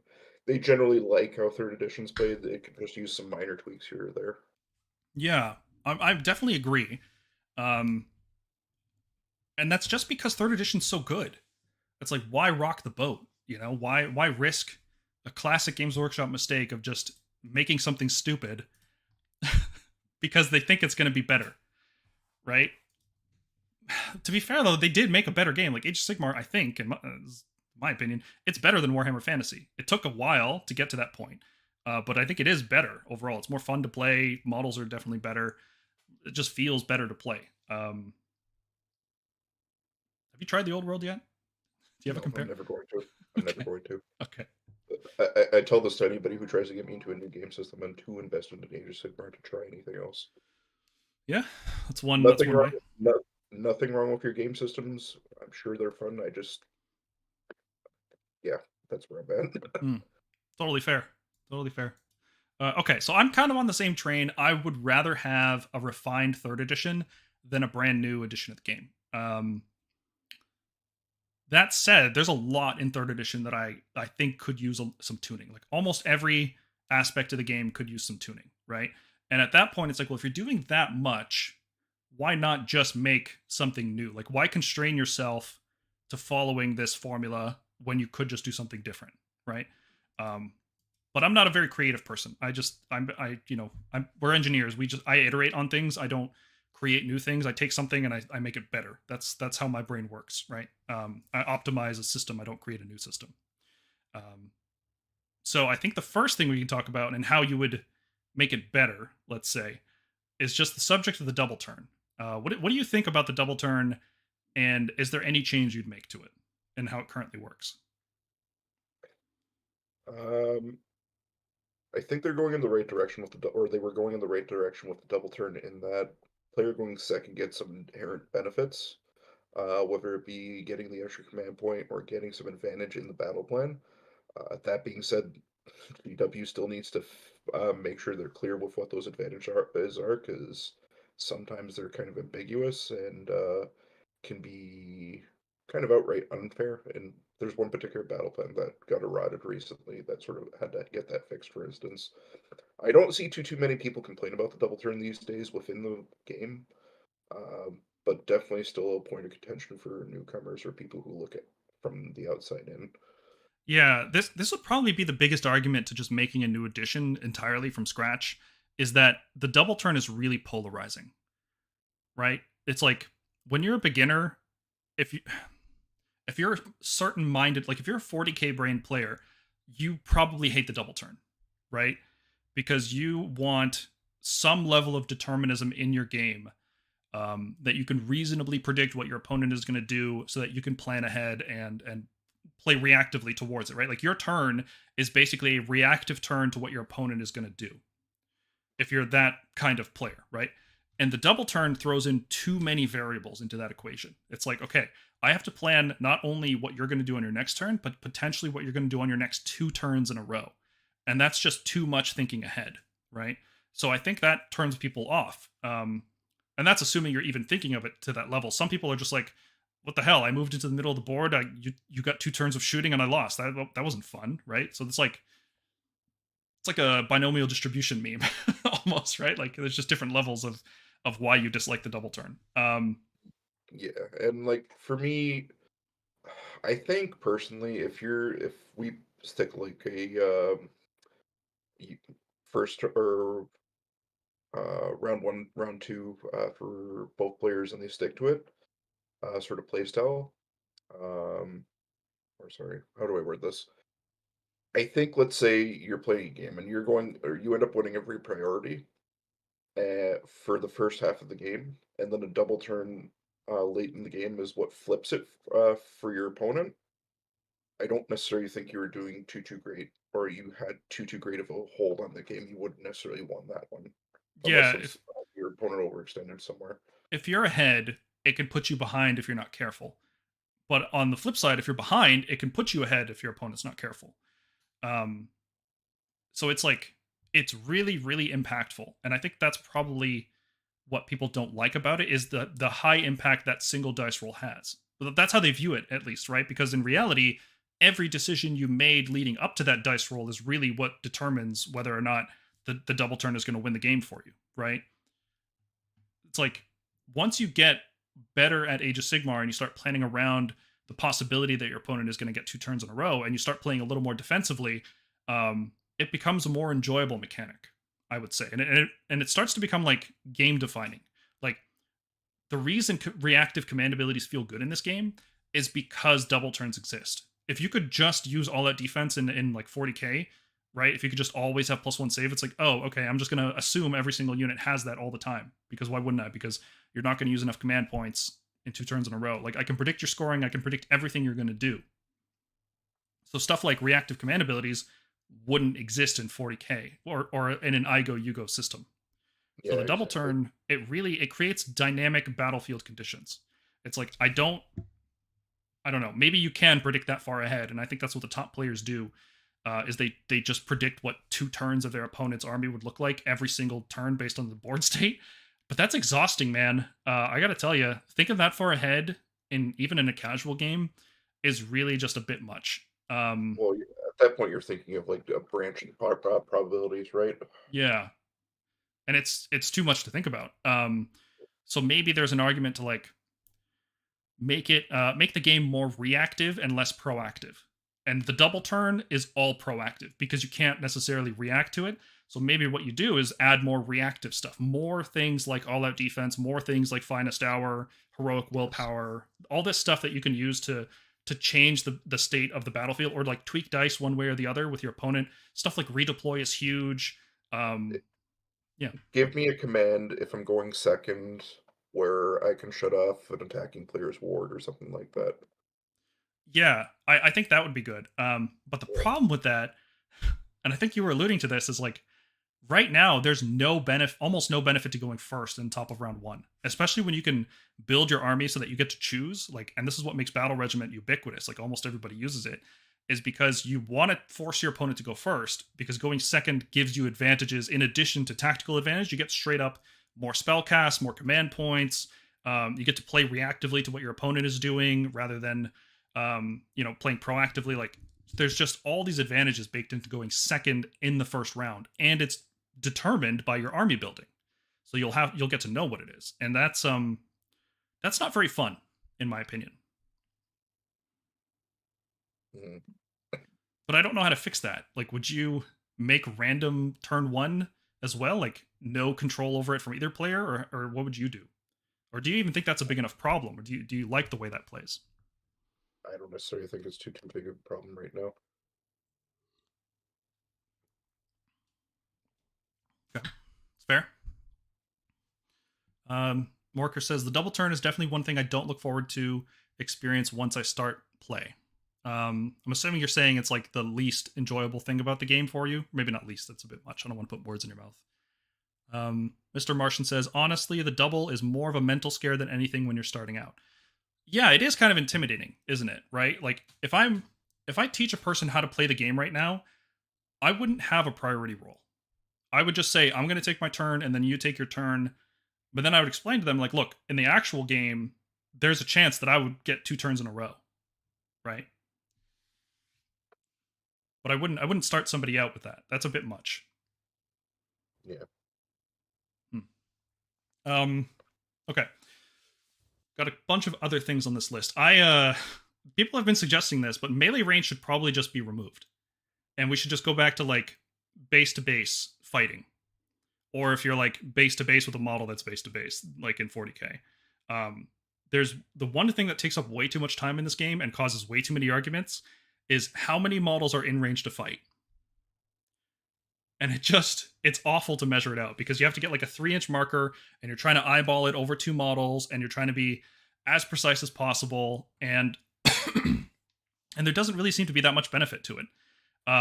There's very few units in the game that hit more than 1-inch or 2-inch, so why not just bake that into the rules? And if there's some units that have a 3-inch range like protectors, give them a special rule where they get to fight from 3 inches or something. You know what I mean? Yep. So like, I think melee range could just go. I think it should be deleted. It should just be, shouldn't be part of the war scrolls at all. Yeah, And I then, agree, especially because we've seen things like where Blake Ice and Zangors were amazing in season one, and then we went into season two and they dropped off, and oh now yeah, all of a sudden the Battle Scroll, hey, they're back, guys. yeah. How many units just got 2-inch range in the latest battle scroll? And all of those units are suddenly like really good and easy to use. And it's like, well, Yeah, why are you? You're balancing this unit around the fact that it can't fight with most of its models, which is so silly. yeah, and that was a problem that came up with the coherency rules at the end of the day. Mm-hmm. So Yeah, which the coherency rules are contentious, but I do think they're a good decision for the game because having a yep. conga line of models spread across the table just doesn't look like the game should look, right? Oh, it's dumb, man. Like especially when you're going to introduce things like you can't move within 3 inches of a model. Well, guess what? I'm just gonna conga line 100 horrors across the table. Mm-hmm. You're not getting to my deployment zone ever, unless you fly. Yeah, well now then you need to bake a lot of stuff in that flies because you've designed the game around a certain way. Like it just Yeah. knocked down effects from the one decision of how you position your models. Games Workshop lead AOS designer was at LVO and went around asking what people wanted from a new edition. He said he was surprised that no one wanted the double turn changed. Yeah, competitive players, they like the double turn because it adds a dynamic battlefield scenario to them, right? It's like you're either at the, if you like the double turn, it's either because you're able to think so far ahead that it's like a skill expression for you, or you just like being able to play reactively and like there's nothing's ever guaranteed. It's like, oh, I'm ahead now, but that could change, right? It's like if you're playing 40k and you get ahead, it's really hard to not stay ahead. It's like because of just how deadly things are and how much damage stuff does and how this game works, it's a snowball effect, right? But the double turn is counter to that. So competitive players really like the double turn. But should the game be designed around competitive players, right? Because competitive players are playing the game because it's fun. They don't really care that much about how the mechanics work. They're doing it because it's a fun game to play and they like the models. They'll play any version of the game, is what I'm getting at. So, like, whether the double turn exists or not, competitive players are going to be there and they're going to try their best to win.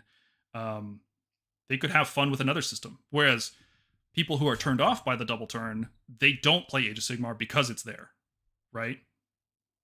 I don't know many people who play because the game has the double turn. That's not that big of a niche. I think people like what the double turn entails, like the dynamic battlefield scenario that I'm describing, but it's like people don't play the game because the double turn exists. Maybe that's too hot of a take. I don't know. Let me know what you guys think about that. Yeah, I can see there being a fringe few that do that, but yeah, I can agree there. Mm-hmm. One of the main issues I have with the game right now, it's moving 20 plus models of each unit and be careful that each model moves correctly. It's a pity because hordes are fun to play and against. Yeah, moving hordes sucks. Yeah, I don't know anything about that. No, you certainly don't know about moving double reinforced pink horrors. I'm just moving like 20 or 40 ghouls around right now, and it's awful. Like moving those models one at a time feels really bad. I don't know what to do about that because movement trays are not the answer. Because the fine detail control of how you move each individual model in a unit is part of what makes Age of Sigmar feel so good. Is you don't have these like strict, I'm on a brick and I have to move the brick in a certain way. The freeform movement of each individual model is one of the reasons the game feels good. So So I don't know Yep. how to fix that.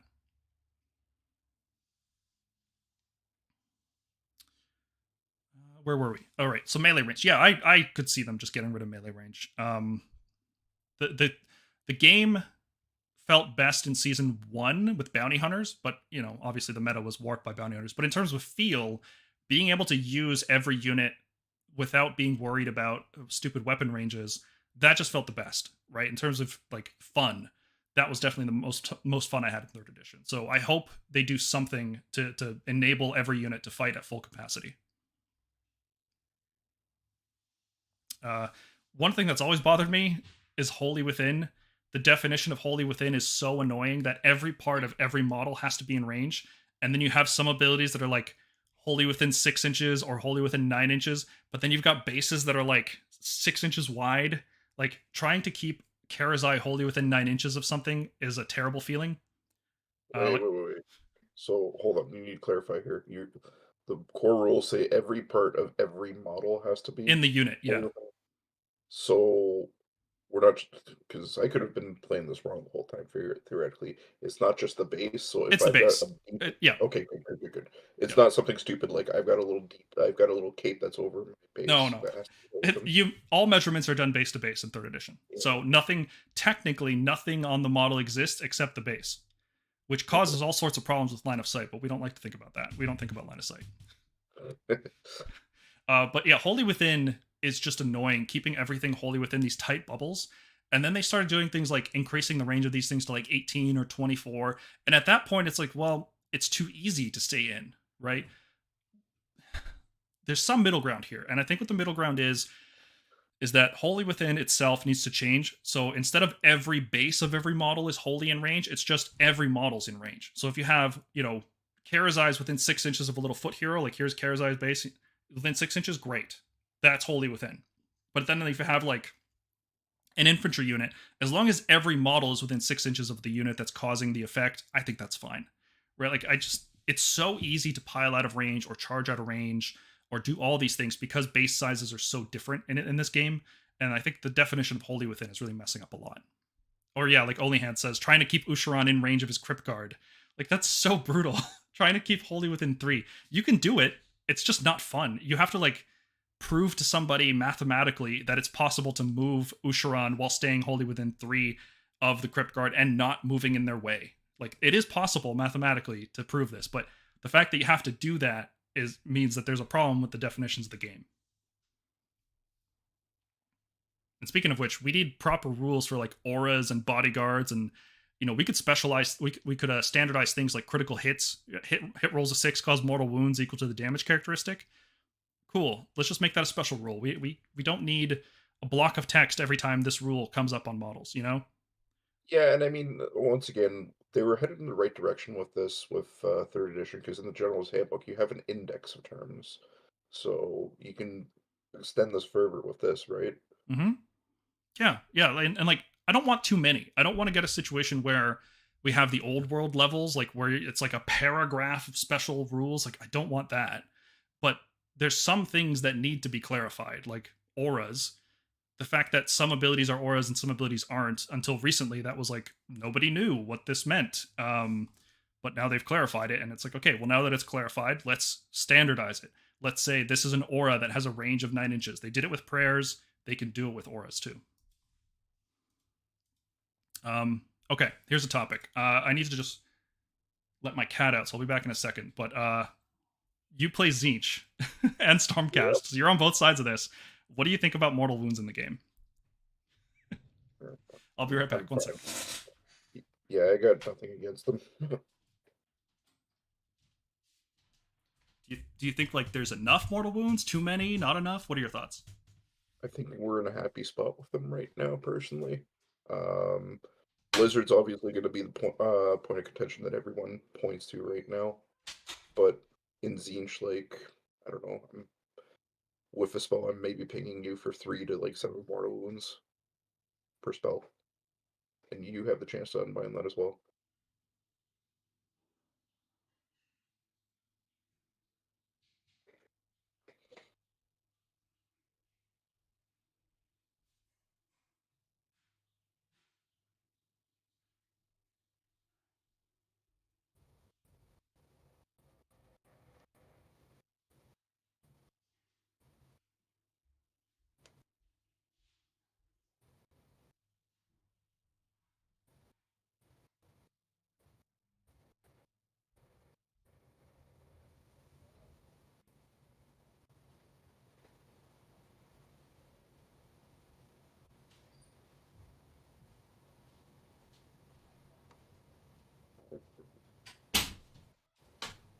Okay, sorry about that. He can't decide if he wants to stay or go. It's a weird cat. All right.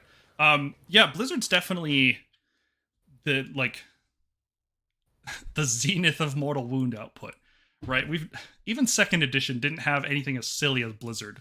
We had double fight first, or sorry, 20-man blocks of Hearthguard Berserkers that could fight first and fight twice, doing 2 mortal wounds on hit rolls of 6. But even then, that felt more balanced or balanceable than Blizzard does. So there's a lot less mortal wounds in this edition than there was last edition. But Blizzard certainly brought up the conversation again of, well, how many mortal wounds do we really want in the game? Yeah. Because you need mortal wounds. They have to exist. Because otherwise you can't have stuff with good armor saves. And armor is fun and cool and good. But it's like, does every army get Rend 4 in order to counter sometimes playing against slaves or sometimes playing against Stormcast? Or, well, no. You put mortal wounds in the game, right? Yeah. Like, without mortal wounds, they need to completely redesign Zinch, frankly, because there's nothing in that book, that particularly does a lot on its own. You know? Well, they should redesign Zinch anyway. Well, yeah, so I'm not saying that they don't have to do that, but like as it stands right now, Zinch needs the mortal wounds to function. Yeah, they do. And like the funny thing is, like I've got like mortal wound derangement syndrome in a sense where it's just like I'm thinking about Infernal Gateway the first time I interacted with it, I'm just like, oh, there goes my knight, or there goes my Lord Relictor. That was the first time I ever played against Zinch. Mm-hmm. He just killed my Lord Relictor turn one. I'm just like, I needed that. Okay, this sucks. And now I'm just like, Infernal Gateway's only going to do 7 mortal wounds to you. Yeah, and it's like sometimes you play against like a block of 20, even just 10 of the new Cruel Boys infantry. That's like 20 wounds. It's like, yeah, you're gonna kill 3 or 4, maybe. Like that's Plus, fine. on top of that, the amount of recursion that's in the game right now, like, Mm-hmm. you just need to spec to beat that somehow. Yeah. That's another problem, right? Is like mortal wounds are great, but if they just heal back, they're completely useless. Yeah.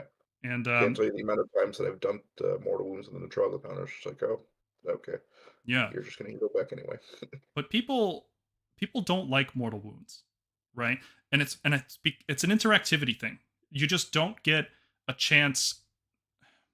They're reliable, so it's like, yeah, it's only going to do 7 mortal wounds, but it's going to do 7, right? It's not likely that it's going to do less. It could do 9. It could also do 2. Could do 2, it could do 9, but it's usually going to do what you expect it to do. It's not like, you whiff with Karazai's attacks or something, right? It's Yeah. not that unreliable, because it's usually a single dice roll situation. It's not like you have to hit and wound and then save. It's like, no, it just happens, whatever. 3 plus D3 mortals, right? Whatever.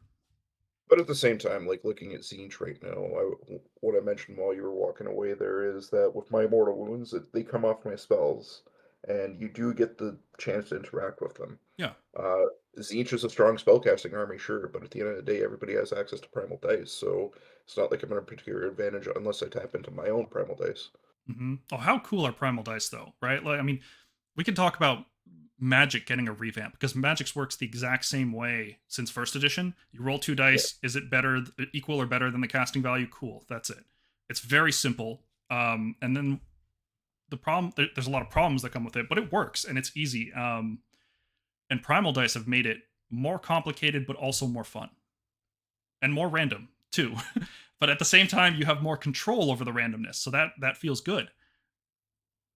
Yeah, what I liked about this edition in particular was that everybody was dreading it because it's just like, oh, this is going to be the Magic season. I hate Magic, right? But Primal Dice have been really, they've almost been like an anti-Magic tech, Mm-hmm. and they've become so valuable in the fact that they've disrupted like the progression of there being so many one drops, right?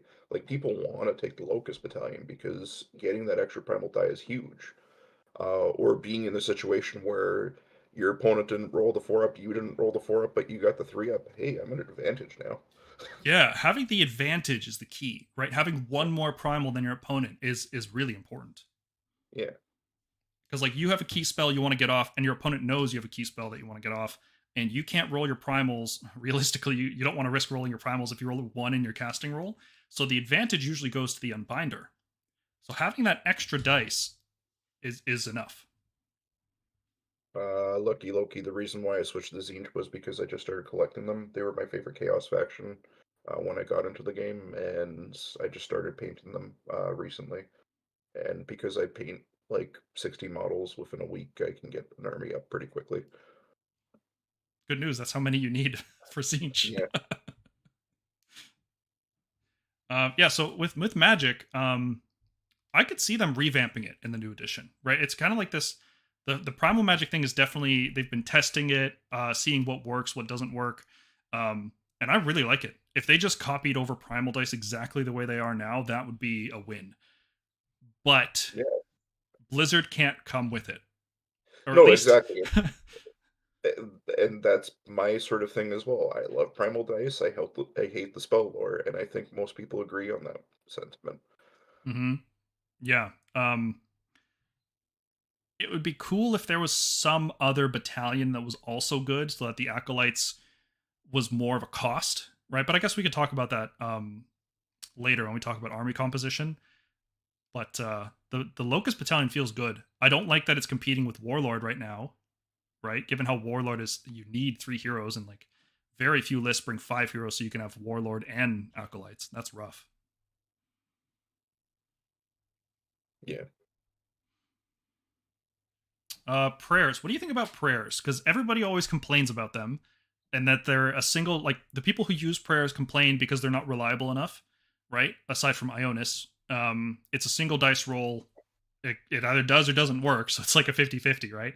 Um, they're not totally reliable, but on the other hand, there's no counterplay to them whatsoever. So they don't really feel. It feels like a roll 2+ do this ability kind of thing. People don't like that there's no interactivity with them, but people also don't like they're not reliable. What do you think about prayers overall? I think prayers for the most part are fine. They don't do much to impact like your opponent's units necessarily, unless it's like a specific buff or debuff, or sorry, a specific debuff or like damage thing or anything like that. Um, the only thing that I would say is we need some way to handle invocations because those seem to be with Corn, those seem to be more prevalent nowadays, and unless you tech in a priest, then you have nothing to do with that, or nothing that you can do about that invocation just roaming around. Yeah, it's tough, right? The thing is, once everybody has a counter to invocations, you can justify making invocations much stronger than they currently are because everybody has a counter. So why not, right? Or much cheaper, right? Like they cost like almost no points. So by giving everybody a counter to invocations, what you might end up doing is making them stronger, which I don't know if that's a good thing because they feel pretty strong already. Yeah, And they do. if you just gave everybody a counter to them right now, they might end up too weak. In which case, you just make them way cheaper. Which actually, now that I say that, that would be great. I love cheap endless spells. So if there was like 20-point invocations you can toss in a list, I'd be down for that. Yeah. Yeah. Hey, 1 second, guys. I also hate bravery in this game, and not that I not conceptually. Like I actually really like the idea that your characters have a willpower or bravery statistic or something, but it just doesn't really matter for the most part because most people just use inspiring presence or have some way to counter inspiring presence, or your unit just gets wiped out before they need to inspiring presence, and that's the only time you ever reference bravery. So chat, let me know what you guys think about this, because like, is bravery fun? Would you want bravery to be fun? Do people want to take battle shock tests? Is that a fun part of the game? Should it be like 40k where you take a battle shock test and you're shook and then you can't control objectives anymore? You can't get commands or stratagems or whatever. Like, I like the idea of morale mattering in a battle, but I just hate the way third edition does it. It's and then playing Flesh Eater Courts, where you've got like Usharan gives fight last if you fail a bravery check, and you can modify that like crazy. Like there's Terror Geist that give -2. There's the artifact that gives -2. Like it feels good to play with bravery in Flesh Eater Courts, and I'd like to see more of that in the game because it adds a new dimension of power. That's like, well, it's not just mortal wounds, it's not just more attacks, it's not just damage output. It's like a third dimension of warfare. It's just messing with enemy morale and winning through that. And I think that would be a cool thing to explore. Yeah, madness checks are always fun. I'd love to see them in Siege, considering that we're going towards slowly hinting towards going sort of like a Eldritch horror type thing. Oh yeah, those new Zinch models they put out in Underworlds, like that Yeah, is fantastic. yeah. I've made mention of this a few times, but my favorite thing in Zinch right now is to use Destiny dice in new and unexpected ways. So rather than using a six to pass a save or something like that, it's kind of making myself fail something so that way it impacts the game in some way. So, for instance, say an opponent does let into the Maelstrom and the other target they charged into died, but I still have something that's still there that could fail a battle shock test and run away. Well, guess what? I'm going to roll six and they're going to run away. Nice. You force them to fail, led into the maelstrom. That's nice. I Yeah. like that. Yeah, most people just it feels like Zinch is just there's always more to explore with that faction. Yeah, it definitely feels that way. I don't want to make this the Zine show, though. No, we'll do a new review of them when they get a new index. Oh, I guess For we'll sure. talk about that in a bit, but see what the chat says about bravery. There needs to be more ways to interact with bravery. Yep, totally. It Yeah. feels good to interact with bravery. When you actually force people to fail battle shock tests, it feels really good. Like the first time Oh, I hit somebody with when I was playing Seraphon, I hit them with the horror ghast was in range. I was playing I don't know if I should mention his name, but I was playing against a Lumineth player who had like multiple blocks of infantry. They had like a bunch of sentinels and a bunch of wardens, and I dropped a horror ghast from out of unbinding range using vassal casting on a troglodyte, and then I dropped a bunch of spawn of Chotek into play, and I just roasted all of these units. But they were all alive with like 4 or 5 models left, and then the horror ghast caused every single model to flee. I wiped out like 1,200 points of his army in one turn using that. And that was super fun for me, but that was not fun for my opponent at all. And that's what I was trying to say is like, do we want bravery to matter? Like the way it currently matters is not ideal. It's so feast or famine. yeah.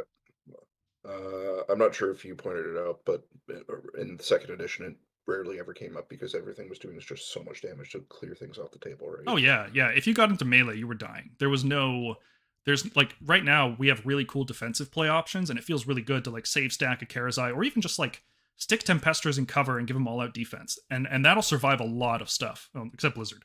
But but it feels good to Uh, have defensive play. You didn't have it in second edition.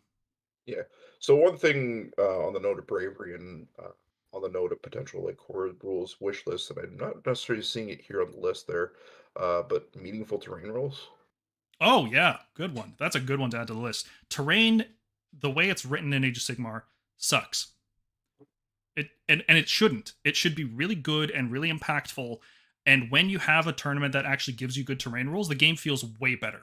Like way better. Like the game night leagues GT in London that we played at had really cool terrain rules where you got to like players place like certain templates down and you could create your own choke points, and then like when terrain matters in a game, Age of Sigmar feels way better. And the core rules don't do a good enough job of incentivizing you to use terrain. A lot of people just don't bother, or they put the minimal amount down because they find it annoying to move their models around it, which is fair. Like it is actually annoying to move a block of like 20 clan rats or 30 zombies or whatever around a terrain feature. But that's kind of the point, right? Is that the battlefield itself should shape your decision making. It's like this physical space that's being taken up by the models should matter. Um, Yeah. and then the mysterious terrain stuff is a whole another level, right? Like people, I don't know how you guys do it out there, outside of where James and I play. The common way to do things with mysterious terrain is, you roll. There's 8 pieces of terrain on the table usually. You roll 8 dice, and the defender like assigns those dice to the terrain, and that's like the mystical terrain. So if you roll a bunch of 2s, that's arcane. The defender sets all that up, and then the attacker picks which side of the battlefield they want. And that's not how the core rules do it. That's not how the game tells you to do it, right? You're supposed to roll a mysterious terrain for each one and randomizes and whatever. But there's like it's way too random if you do that, right? Like sometimes you get a terrain that's all arcane on one side and the attacker picks that side. It's like, okay, cool, right? Like he's got a huge advantage.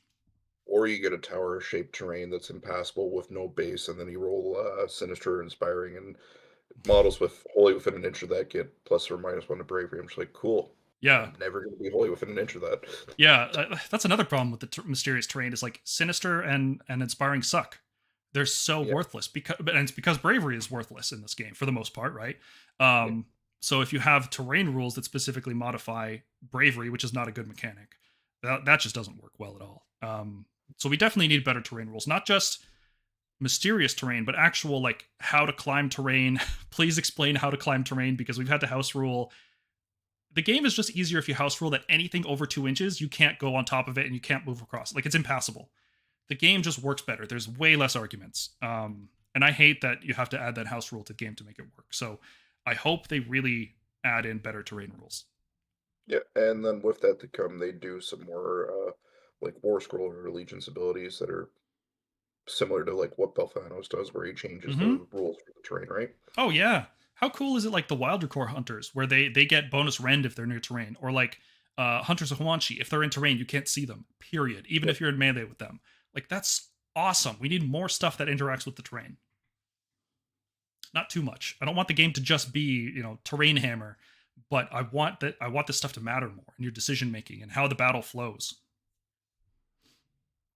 Earlier in the chat when we were talking about um, melee range, somebody mentioned it might be too punishing for monsters, and I'd agree, right? Like if you're going to get rid of melee range, I think monsters need to have like a 3 inch range or something. And I've got this point here about monsters and heroes because third edition really tried to make monsters feel more monstrous and heroes feel more heroic, and because they added things like heroic actions and monstrous rampages, and those are cool, but they feel undercooked, underdeveloped, right? Especially heroic actions. The 4 base heroic actions, until this season, how many times did you use heroic willpower? Not too often. Never actually. Yeah, it didn't come up. It's like, well, why would I want an unbind when I can just have half a command point on average, Like Yeah. heroic actions for most armies for most of the edition was just 4 up command point or finest hour on a specific turn. And that was it. And different armies have heroic actions now, which is cool, right? Like, Demon Prince comes to mind. yeah, they feel good for the most part, but like sometimes I'm gonna say sometimes they actually feel bad to have a custom heroic action because it's like, well, if I want to generate a command point, but I also really need to do this thing that is like core to the functionality of my army. Like for Flesh Eater Courts, I need to generate deeds with my heroes. And I'm pretty much doing that every single turn with my heroic action, which means I'm just not generating the same command points every other army would have. And there's no other command point generation in the army. So it kind of, yeah, it kind of sucks. So in some cases they get in the way, but in other cases, like the Demon Prince, it feels really good there. Yeah. Or like, One thing, go ahead. sorry, one thing that I think they need to do a little bit better on is maybe having it so that way possibly more than one hero can perform a heroic action, because I don't like just the way they are, they're not too impactful, right? Like whether it be player going second gets a second heroic action they can do, or they can duplicate a heroic action. Because like there's a problem that comes up with Thunder Lizards right now where they get to do 2 rampages, but they have to be mutually exclusive rampages, or right? Yeah, different rampages. Yeah, so you get into a point where you have more monsters that you can do, or than you can do rampages. Yeah, it should be a point where, especially because you can have battle line monsters that don't count as behemoths, so you could have more than 4 monsters per list. Yeah. Every monster should be able to stomp all the time. Maybe for balance reasons, like you can't stomp the same unit twice in one turn, but every monster can do stomp. Yeah. That way you never run out of those. But that's why I'm thinking like they need to shake it up with heroic actions a little bit. Yeah, I was thinking about this actually a couple days ago. What if every hero, because there's another problem with the game, is that foot heroes are just trash. Like if your foot hero doesn't have like a ridiculously good spell or a ridiculously good artifact or some crucial buff, you don't bring them. Most of the trash units, like the absolute garbage tier units in this game, are foot heroes that don't do anything but fight. What Or you can if? stick a Ducking Tome on. Sorry. Or a cheap one that you can stick an arcane tome on. Yeah, which I mean, yeah, that and that point, it's a wizard that doesn't nothing else matters, right? Um, what if every hero could do a heroic action or chant or cast, or you know what I mean? It's like you have a Yeah. like every hero does, you activate the hero in the hero phase and it does its things, and maybe it doesn't, if it can't cast and it can't chant, it can do a heroic action instead. Yeah. Or I like maybe that. like you could also make the heroic action stronger, right? Like I think we talked about that when we did a review of third edition. We said like all of them just feel too weak. Like, why is it a 4-up to get a command point? Why isn't it just you get a command point, right? And then like they're just so weak. They don't feel exciting, and that's really the problem. But And I it's not even necessarily 4-up, you get a command point. It's 4-up, you get a command point that you can then use with that hero. mhm. So generally, you want to stick that on your general for the long command range, right? Yeah, which doesn't really, I don't know, it still doesn't even feel that heroic to me, right? Like Yep. when heroes felt the best, honestly, it wasn't even this acolyte season when you have lookouts, sir. It was season 1 when you could fight with heroes in the hero phase. That was the best time to play foot heroes. I really liked that. I would love to see that come back, because then That was- foot heroes don't have to do good damage. They just do free damage. It's a heroic action. You're not doing anything else. You might as well just fight, you know? Yep. And then occasionally you would get a hero like a Rune Father who's actually good at fighting, and it's like, oh, I want to give him an offensive artifact because he's got a 3-inch range and he's got actually good weapon damage. So he's going to fight in the hero phase when my opponent can't do all out defense. And sometimes it happens before finest hour even. So it's like, I'm gonna end my turn within 3 inches of your hero, and then on my the next turn, top of the round, I'm just gonna smack him. You know, like it opened up tactical play for these small foot heroes that did nothing but fight and issue a buff maybe once per game.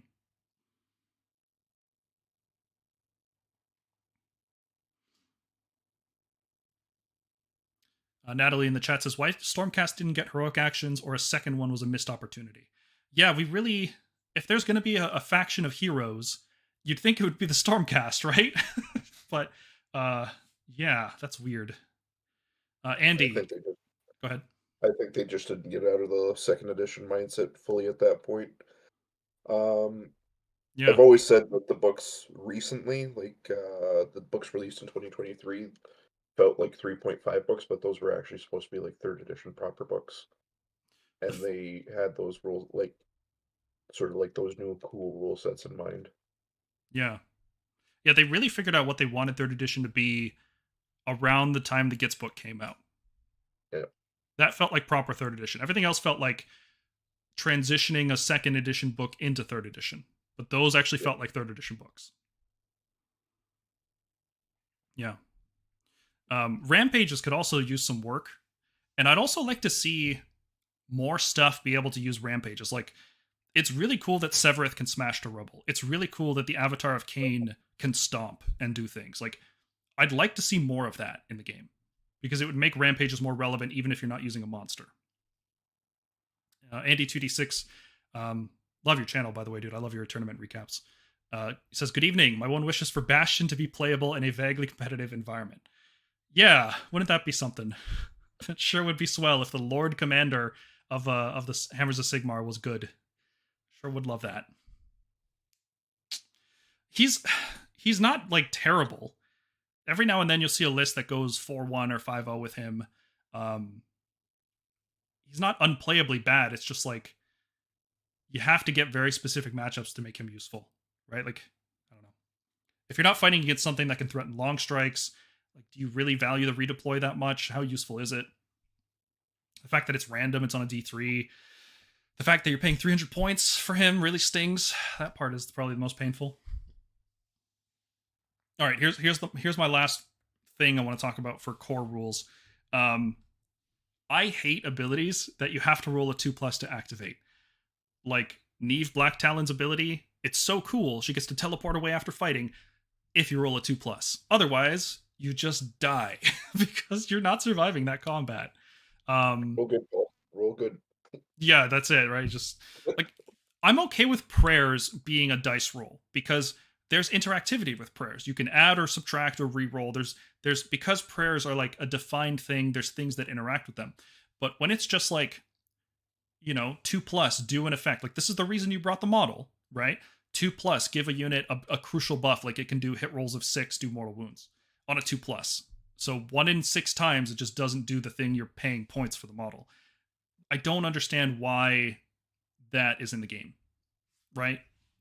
Or like you charge the Sylvaneth guy, the arrow guys, what are they called? The bow Gossamed archers. Yeah. They can retreat after unleashing hell if you roll a 2+. Why? If you don't. Why? Stuff like that is like, you have to start making the unit cheaper because it's not reliable. Otherwise, people just will take more reliable things, right? And they never do. They never make that stuff cheaper. It stays the same. Like, Gossamed archers are overpriced and unreliable and low max damage, so they just don't really see play.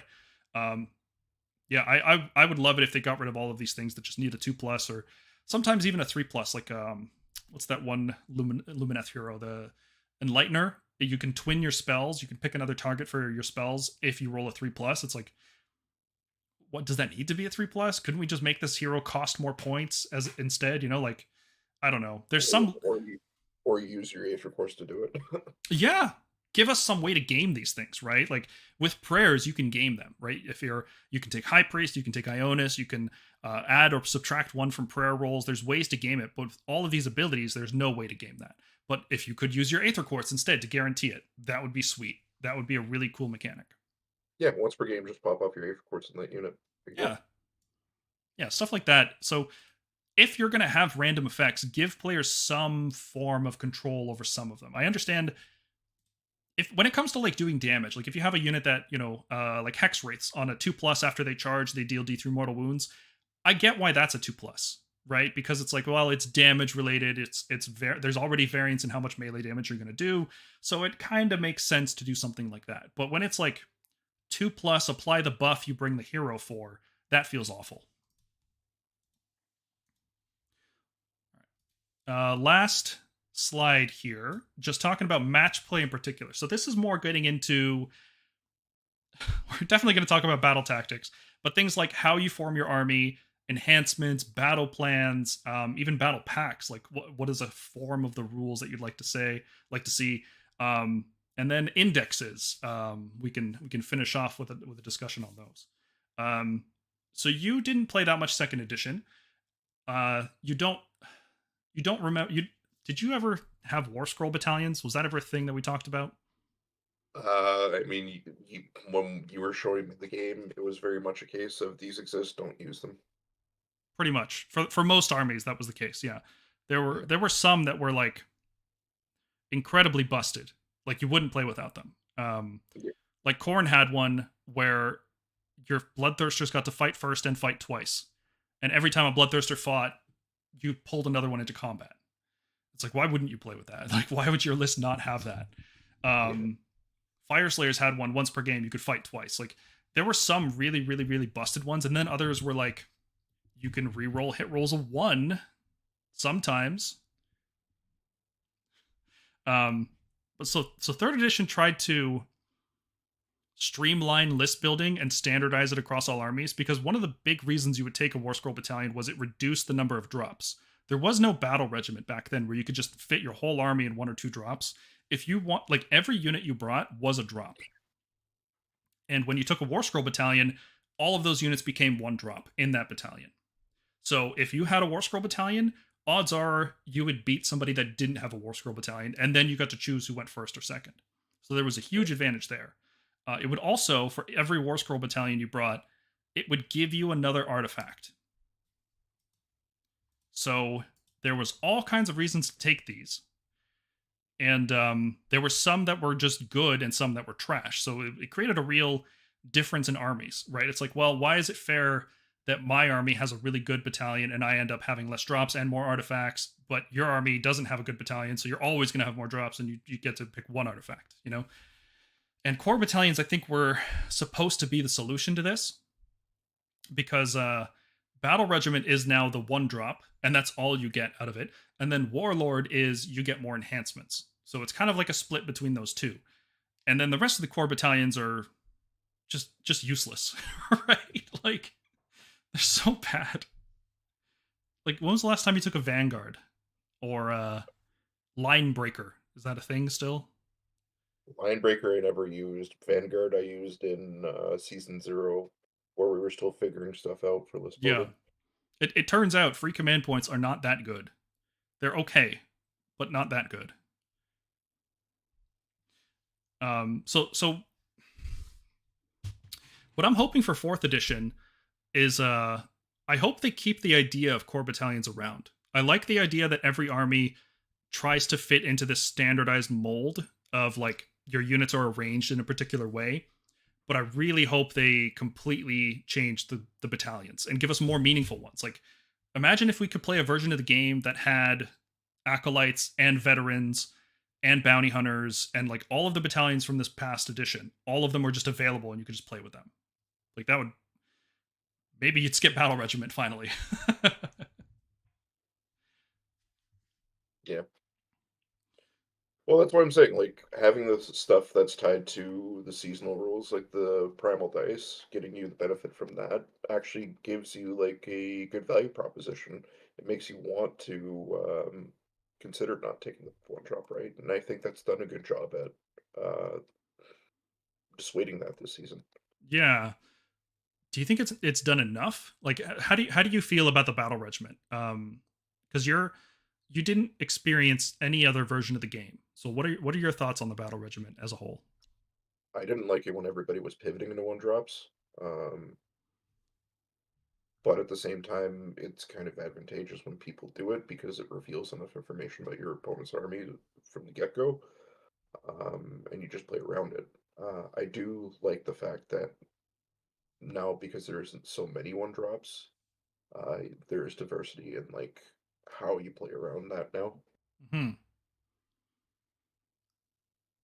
It how do you feel about the player stealing initiative? Like, if you finish deploying first, that player gets to choose who goes first in round one. How do you feel about that mechanic? I'm okay with it. Yeah. Okay. Yeah, Okay. I think I disagree. At least there's pros and cons, but I think overall I disagree. I don't think that should be a thing. And I think what yeah, third edition tried to do was try to give that option to everyone, because it was a problem in second edition when some armies got to pick and some armies just never got to pick. Um, but I think third edition has gone on long enough and shown me.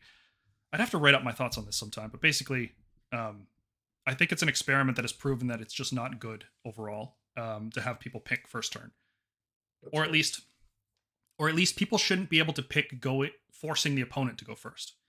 If you want to build a list that wants to go hard top of round 1 and you want to risk getting double turned, I think that's okay. I just don't like the idea that you're forcing your opponent to go first so you can reap all the advantages of going second. Yeah, I can understand that for sure. Yeah. Cuz going I second just, feels good and it should feel good. But yeah, like, and that's the thing too. Like a lot of misconceptions that newer players have is thinking that an alpha strike or not necessarily an alpha strike, but like something that plays akin to an alpha strike is always going to want to go turn one. Realistically, they want their opponent to go first, and then go second to fish for the double, while your opponent overextends, putting you into a position to win the game from that turn, from that first turn round two. yeah, maybe the game is still just too fast and too long ranged, where Yeah, the round 1-2 double still matters a lot. Like, you can play around it and you can force the game to go longer even if your opponent doubles you, that's fine. But maybe just though that there's too much power built into that 1-2 double because the game is so lethal and threat ranges are so long. yeah. I think it really just depends on skill levels and how people design and play their armies realistically. Because I've had most of my games going to round five these days, even if I get chewed up by the double going into two. Yeah, totally. Because like, that's something I will applaud this season. Even though I don't like battle tactics, I like that games are going to round 5, because even if you get blown out early, if you can still score battle tactics and your opponent can't, you can still win the game. Like in Grand Yeah, Strat 2, which yeah, there's pros and cons to that too, right? It's like, if you just get blown out by strategy, shouldn't you lose? Like, why are you kept in the game because you can put units on the table edges. There's part of that doesn't feel right either. But in terms of tactical play, it does feel good to be rewarded for playing tactically, even if the actual tactics don't feel good themselves. Okay, let me ask you this: what do you think about sub factions, and not just Stormcast? Because obviously we have the worst sub factions. Actually, no, Cities of Sigmar has the worst sub factions, but Stormcast are up there too. Um, what do you think about sub factions in third edition, and what would you like them to do better or different in the next edition? They really need to do better at just not pinhole or pinholing armies into playing a particular way. Um, they need to give if you're gonna have a bunch of different if you're gonna have 8 different sub factions in an army, well, guess what? You're gonna have to make rules that make each one of those internally balanced, or if not, then you got to cut some of those sub factions realistically. Yeah, there's that's definitely a problem, right? Like you end up with just when you have too many choices and you can only make one, you will very very quickly optimize, right? It's like even if the bonuses from like Celestial Warbringers were good, they might not be as good as taking this other thing. So it's like from 8 choices you end up really only having like 3. And I think that's just inherent to having a lot of choices and being only able to pick one. I think something like Yeah, that kind of happens with artifacts too. It's like there's like a dozen artifacts every army can take, and there's one that's good. Maybe 2, but not it's usually not good enough that you want to bring a warlord battalion to take that artifact, you know? yeah, And it's I think that's a result of only being able to pick the one thing. If you could pick 3 artifacts from that list, it's like okay, maybe you'll still always take the one that's the best, but then maybe picks number 2 and 3 are totally different depending on your army. But I don't think you can do that with sub factions. I think you have to play one sub faction, right? So uh yeah. Skaven have an interesting way of approaching it, right? Because they don't have sub factions. They kind of pick and choose, sort of based on what clans they're bringing in. yeah, it's To based on the number the, of heroes you bring, right? yeah, Yeah, that's an interesting something one. along those lines. So it's like, okay, well, I'm playing Pestilence because I've got 3 Pestilent heroes, but I'm also playing Grayseers or whatever, Master Clan, because I've got 3 Grayseers. It's like, okay, I'm playing both of these sub factions then. And it comes down as a result of list building. But um, is that good? It's like, do these things ever mix well? You know, or I kind of like the idea of like, you have abilities unlocked as soon as you bring X number of a certain thematic thing. So, like, imagine if we could have, like, if you bring 3 sacrosanct units, you unlock this ability for your army, you know? Um, Yeah, I think they should play more with the conclaves and Stormcast, for example. yeah, if you bring 3 paladin units, you can get this bonus for them, you know, or whatever number. It doesn't have to be 3, you know what I mean? Um, but that could totally be something you do with core battalions, right? It's like here's a core battalion where you have to bring pestilence units, and there's a minimum required number of heroes, like let's say 2 or 3, and then there's a minimum number of units you have to bring, and if you bring those units, well, you get these core battalion bonuses, right? And I think that would probably be the way to do that. It would reward thematic list building. You could restrict it to very specific units, which means you can keep the balance tied a lot closer. Because if you, for example, going back to the Stormcast one, which was like, okay, you bring a Lord Arcanum and then 3 Sacrosanct units, and the bonuses you get are, I don't know, +1 attack or something, right? If you could just take only evocators in that battalion, then obviously that's what you would do. But if you had to take sequitors and you had to take a ballista and you had to take 1 unit of evocators, well, suddenly that +1 attack isn't. It's still good on the evocators, but it's not like you can spam it. Am I getting my point across here? I feel like I'm making sense, but I don't know. Yeah, I It's like think so. by constraining the bonuses, by having to bring in specific unit combinations, you're keeping the total power curve lower, which makes it easier to balance and more of a bonus rather than an optimized route that you have to go down immediately. Only Hands asks, Stormcast have artifacts other than Mirror and Shield and Arcane Tome? I've heard Okay. stories that there is some armor that you can put on the Drakesworn Templar, but I've never seen it in play personally. What's Mirror Shield? I've only ever heard of Lookout, sir. Yeah. Oh man. I guess we'll find out if Lookouts are really like when Lookouts are was added. We all speculated it was being taken from fourth edition and put into third to playtest. I guess we'll find out if that's the case, right? Yeah. Oh, what's your thoughts on that? Lookouts are. Do you want to keep it, modify it, get rid of it? What do you think? I like the idea of extending it to 18 inches and allowing for mounts to benefit from it now. Oh yeah, yeah. If mounted heroes could get it, that would be sweet. Yeah. But then 18 inches would be the yeah. Because the problem is always like my hero was shot off the table by like an iron blaster or long strikes or something, right? That's always what people complain about. It's not like my hero was shot off by judicators. That's not the issue that people complain about. Yeah. The other thing as well is actually no, never mind. It doesn't really take much away from Cruel Boys because I was going to say that like it doesn't. It gives what Cruel Boys benefit from to everybody now, Mm-hmm. but realistically only to the extent of their heroes, right? Yeah. Cruel Boys is an army that needs a complete revamp, though. They're supposed to be like Uh, this tricky swamp slaver army, and nothing they do, like they just build a castle and they move forward. Like that doesn't. That's not how they should play. I agree with Baconator. Having something that gets the ability to snipe or get precision would be great if we were to get Lookout Sir going into fourth edition. Maybe Yeah, tie that into the battalions like we did with the second season as well. I don't know. I hope it's a battalion thing, and I hope because if you just gate like once you start giving the ability to snipe out heroes, it's like you might as well just not have Lookout Sir at all anymore because the For sure. problem units are always going to take it. Yeah, But if it's a choice, if it's like okay, I can take long strikes that have the sniper, or I can take long strikes that don't, depending on how the rest of my list is built. I think that would probably be okay. But if they just had the precision keyword or whatever, it's like, well, why does Lookout Star even exist at that point? Then, like, all it's doing is punishing units that aren't long strikes. Yeah. yeah. As for sub factions, though, sorry, unless you had another point. Nope, you're good. Okay.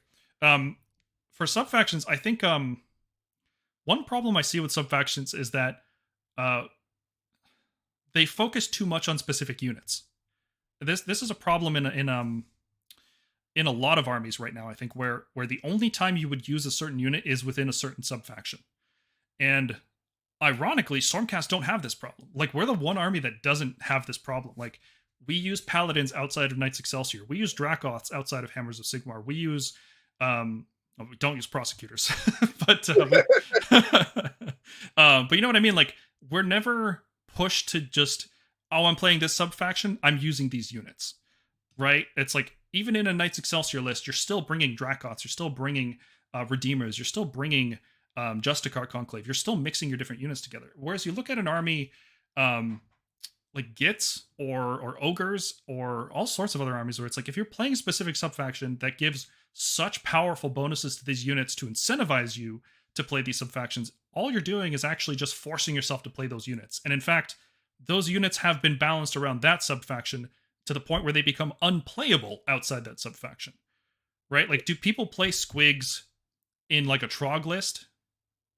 Yeah, probably. They're a good enough unit that you can probably do that. So that's not a good example. But like, how often do people play like the melee balloon guys outside of Barak Zon?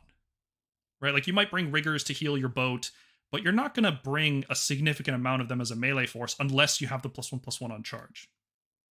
Right? And that's a problem with subfactions, I think. But at the same time, you don't want weak bonuses. Like the Stormcast subfactions are so weak.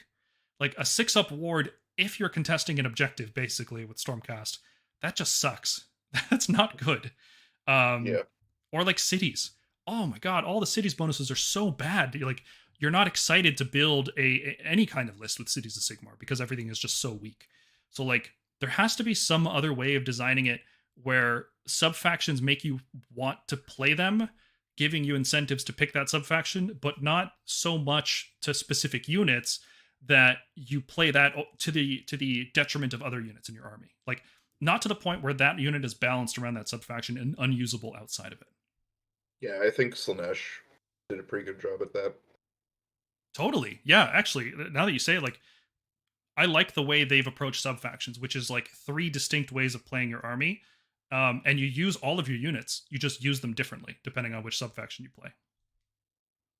Yeah, Soul Blight's another good example too, for the most part. Yes and no. Like, Yeah, it's teetering on that, but I do think it's more. It teeters more on the side of success. yeah, there's obviously some attempt at doing the, I don't know, what I was describing with like Castelli buffing Blood Knights and Legion of Blood buffing Blood Knights, and Yep. you don't use Blood Knights outside of those subfactions, or like Vangorian Lords, where you don't use those units outside of whatever the Vangorian Lord subfaction is called. I think Avangori or something. Yeah. In the chat, Nighthaunt did it right. The units are usable outside the subfaction, but your pet units can really shine within. I don't agree. I think that's actually probably the biggest. I think that's the best example of an army where the subfaction defines the viability of the unit. I don't think anybody uses Bladegeist Revenants outside of Scarlet Doom. I don't think anybody uses Dread Scythe Harridans outside of Quicksilver Dead. Like, the only, like, you use these units and you use that subfaction at the same time, almost never apart. There's no reason to ever bring anything unless you're playing that subfaction, you know? So I think that's probably the biggest example of the subfactions gone wrong. Whereas something like the Grieving Legion, the generic, the one that where it's like if you have 10 or more models, you get this, but like enemies can't retreat. I think that's what it is. That's a good bonus, I think, because, well, good design at least, because there's so many 10 model units. Every unit in your army in Nighthaunt pretty much can benefit from that. So I think more universal bonuses that can cover multiple different units would be good, rather than having specific bonuses tied to specific units. Make it like, even if it's like one unit, make it 3 units instead, right? So for example, instead of Underguts and Ogres, instead of it just buffing Iron Blasters and Lead Belchers, what if it also buffed Yetis or something? You know what I mean? Like, give it some other thing that it can do so it's not pigeonholed into these specific units.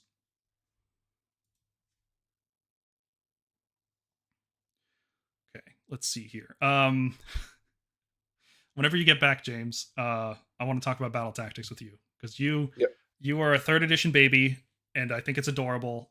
So I really want to know your opinion on the state of secondary scoring in the game with battle tactics and grand strategies. Starting with how you felt at the start of the edition, leading up to where we're at now. I like them going into it. I like them for the most part going into this season, and I'm at a point where I'm tired of them. I agree with you, Paul, especially now that I'm playing Disciples, where it's just I'm running the same plays every time with Disciples with my battle tactics. There's not much to it. Yeah, it's like when you start learning the battle tactics, it's frustrating because you have to start adapting your list, and there's like a cognitive dissonance that happens. And then you start getting good at them, and you build your list to beat them, and that's the fun part, right? Like you're at the zone of proximal development where you're just getting good at them and you're mastering them. But then once you master them, you swing across the other edge of that fun divide, and they're just repetitive, tedious. They dictate your turns. You've mastered it and you've expressed mastery, so it's not fun anymore. Yeah. I think they're best when, or tactics are best when it's something that you were going to try to accomplish during that turn anyway. So, for example, as much as people hate it, Call for Change, I think, is a great tactic because um, I am going to attempt to try to summon that Lord of Change. Is it a gimme in Guild of Summoners? Absolutely, and I agree that it's kind of annoying for my opponent. But I have at the same time failed Call for Change because I have failed to cast enough spells to get me my 8 summoning points. Yeah, I there's so many different ways you could do battle tactics. Like even within just the purview, like the paradigm of having battle tactics in the game, right? Like, what if instead of 5, you only had to do 3? Yeah. And you could like pick the 3 ahead of time, or maybe you could pick a pool of 5 going into the battle, like it was part of your list building, and then once you get into the game, you pick 3 of those. So it's not like something you have to do every single turn of every single game. Oh, I totally agree with you. Only hands battle tactics slow the hero phase down so much. That's the worst thing. That's the biggest sin of battle tactics is the effect they have on new players. How many times have you guys played a game with a new player? You're trying to explain the game to them, and you're like, okay, start of the hero phase. What's your battle tactic? and you just like they look like a deer in the headlights because first of all they don't know what battle tactics are. So you start explaining it to them, and they're like, well, okay, you have 16 to choose from. There's 10 in this book, and then eight in your battle tome or whatever. And okay, so you have to read all of them, and then you have to decide how your turn is going to play out. And I bet they didn't deploy or move any of their models in such a way that they could score any of these reasonably. It's just like it's such an overload of information and decision making that you probably would never introduce battle tactics to a new player ever. Like it's such a terrible idea to get them into it. And then, Yeah. like I said, at first they're not fun. So if learning about their existence isn't fun, and then starting to use them isn't fun, but then there's this little narrow band where you're getting good at them, that's fun, and then it's not fun again. It's like, well, why is most of the time you're engaging with the system not fun? Why does it exist? So yeah, I don't want to beat the drum too much, but I don't like battle tactics, but we need secondary scoring of some kind, right? We can't just stand on circles and kill each other. That's not enough. Yeah, exactly. And I think the sentiment for the most part is that people want grand strats and battle tactics just completely revamped. Yeah, I'd be okay with battle tactics coming back in some form that is completely different. Um, there's so many problems with the current implementation that my go-to decision is just get rid of it. But grand strategies, I think you could make those more interesting, and it wouldn't be very hard. Because what if like instead of just checking the end of the board, like what the game looks like at the end of the game, just like a thing you do throughout the game. Like what if your grand strategy was summon 3 chickens, Yeah. right? And that was worth instead of 3 victory points, what if that was worth 5 or something? You know what I mean? Like make it a mini game that your list is trying to play. Yeah, and make it risk reward based, right? Because summoning 3 Lords of Change isn't necessarily going to be easy outside of particular sub factions. Yeah. Or if you're going to keep things that have no interaction, like Master of Destiny, I get enough people complaining about that one with me right now, and again, rightfully so. I agree with you, but I'm just playing the game based on what my book allows. Make it worth that only be 1 victory point. Yeah, a variable amount of victory points could also be a part of grand strategies, right? It's like, do you want to take the riskiest possible one, the one that's hardest to do, the one that requires the most list building constrictions, but it gives you the most victory points, right? So because and that would, as long as every army can have one like that, um, you know what? I'm saying that out loud. What's going to happen is everybody's just going to do that because if your Yeah, max score is 3 more than your opponent's max score, there's no real choice then, is there? You have to go with the higher max score possible. yeah, and it can skew tournament results as well. Yeah. So I think they have to be the same. They have to be worth the same amount. Or like maybe instead of maybe some of them could be like score 5 points or score nothing. Some of them could be like score 1 point per turn doing this grand strategy, you know? Yeah, Like for using Zinch as an example, what if it was every turn you summon, you get a victory point. That's your grand strategy. So max 5. And then you have a different grand strategy that's like summon 3 chickens throughout the game. And then you have another grand strategy that's something not related to summoning at all, something related to just having a certain amount of fate dice or fate points at the end of the game. You know, like yeah, mix it up. Maybe we could give you a set and you build a deck that you randomly draw from. that sounds familiar. Yeah, that's I think 40k does something like that. I don't think it's the only way to play the game. I'm not that familiar with the rules, but you could draw your objectives there. The problem with having randomized secondary scoring is that Age of Sigmar is already a very random game with a double turn in there. Adding more randomness is probably too much. Like you want to make sure there's a certain level of randomness that the game is kept engaging and fun, but not too much that the game feels like it's out of the player's hands and they can't do anything about it. Like perfect example of this, I'm sure you guys have probably played Hearthstone. There was a period in Hearthstone where it felt like no matter what you did, it was all down to like a couple cards with random effects that would go off. There was like this one card in particular that would deal 1 damage to a random enemy when it entered play, and like sometimes it would kill the enemy's 1 health hero on turn 1, and sometimes it wouldn't. And the difference between winning and losing the game was usually whether it hit the hero or the minion. Um, and it's just that's too much randomness because it doesn't feel like it's in the player's control at that point. So what people want is controlled randomness, I think, and random tactics in addition to double turns is too much. The reason 40k has random tactics is because they don't have a double turn, because the game is so predictable otherwise. MacTac says just do battle tactics where everyone has The same pool. Random ones are pretty miserable. Yeah. Um, that could work. Everybody draws from the same pool of battle tactics. Hmm. We'll see. Like they've already written the rules for fourth edition, right? We saw the core book; it's already written, so we know it's coming. It's just speculation at this point. Don't know what they could do. There's so many things they could do. Okay. Last topic. Nothing else really stands out here, but I want to talk about indexes specifically because that's not something we've talked about on the channel before. Because we've never gotten indexes in Age of Sigmar, and it looks like we're going to get indexes for the next edition.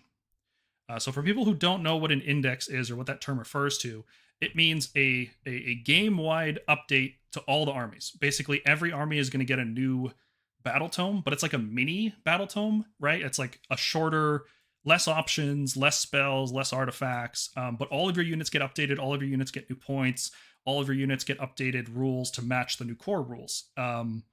That's what an index is. And it happens across the whole game. Every army gets updated at the same time. And where this would be useful is, well, it's more useful in what it avoids than actually doing anything in particular. Because if you guys played the start of third edition, you know how miserable it was playing with a second edition book. Like if you didn't have a current edition book and you were playing the new edition, you had to pour through FAQs, you had to figure out how a bunch of this stuff worked. You didn't have battle tactics, you didn't have grand strategies. Like it was just not fun to play the new edition with the old book. That's the one thing indexes do. And the second thing is it gives them a chance to release armies, like update armies, and get feedback before they finish writing the new battle tomes for each army. So maybe, Tzeentch would get a new book and they've explored some new way of doing damage that's not magic. And if there's enough time before the battle tome gets released, they could update the battle tome based on the feedback they get from players. And they did these indexes in 40k recently. They did them at the start of 8th edition 40k because there was a massive change up to the rules. Like the game just worked differently going from 7th to 8th. And they've done it again with 10th edition because again, the game is just significantly different. There's new stats like OC, objective control, didn't exist in the previous edition.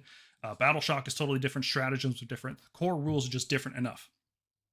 Going from second to third, it was basically the same game, except for how allocating wounds worked. That was weird, but for the most part, the game functioned the same way. I've heard, I don't know how reliable this is, but I've heard we're getting indexes for 4th edition, and that makes me wonder how much of the game is changing, because there's no need to do an index unless the game is being radically changed. And by radical, I mean like there's new stats. There's getting rid of weapon ranges. There's adding a new, like maybe bravery does something totally different. Like unless you need to update the war scrolls, there's no reason to do an index. If you just update the rules, the core rules, you don't have to release an index for each army. So it makes me wonder what they would change with unit stats that could possibly justify it. And getting rid of melee range is the first one that comes to mind. So what do you guys think about indexes? I'll ask you, James, but if chat, if you guys want to tell me your thoughts on indexes, I know there's probably 40k players in there. What did you guys think of indexes in 40k? Let us know what you think. And yeah, James, take it away. What do you think? Yeah, I think that armies released prior to 2023 will probably benefit from them. Mm-hmm. I think if anything, the books from 2023, with the exception of one or two, probably don't need to change much other than them being tuned down a little bit in the indices. So I don't have much said on that, but I'm excited to see what happens if we do get into indices. It's going to be indices. Is that the right word? Is it indexes or indices? I'm pretty sure it's one you can say them interchangeably, if I'm not mistaken. Okay. It's gonna suck if there are indexes. My Flesh Eater book is irrelevant now. So I bought a book in December, and 6 months later it's out of date, and that's pretty terrible, right? But that's why I'm saying, like, what you need to do at that point is just make it so that way the index doesn't change much, right? Yeah, and they have to be free. They have to be available for free online, And I think they did that in 40K. You could just download the indexes. They weren't, you could buy a physical copy if you wanted, I think. But they were free online. I know that. Yeah. So, I mean, if they change the way Flesh Eater Courts plays, 6 months after I bought a whole bunch of models and just started playing the army, that's going to feel terrible, right? So I don't think there's going to be radical change to any of the 2023 armies like what you were saying. But for the earlier third edition armies, Stormcast, Nurgle, Nighthaunt, Orcs, yeah, they could get big changes, right? And for a lot of these armies, especially the armies that are getting battle tomes at the start of the edition, what we see in the index is pretty much what we're going to see in the battle tome. Like, they're not going to radically redesign Stormcast twice in such a short period. Yeah. So, yeah, it's good. There's a lot of pros and cons here, right? Because I don't want people's physical print battle tomes that they spent money on to become invalidated. Games Workshop has a really bad habit of doing this already with the amount of erratas that they put out. Like, you buy a book and the book's already out of date because they errated it a week ago. So that sucks.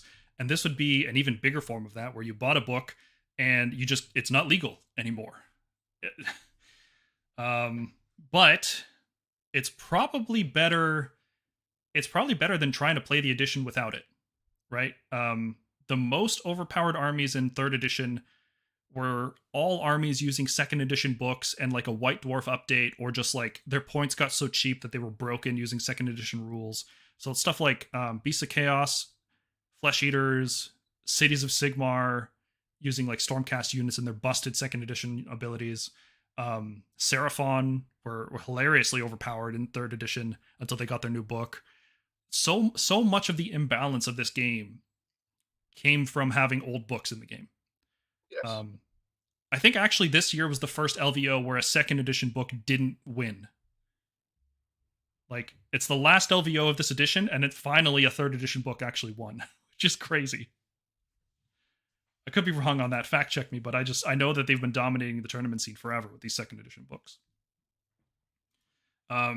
There's been some complaints about the 40K indexes, though.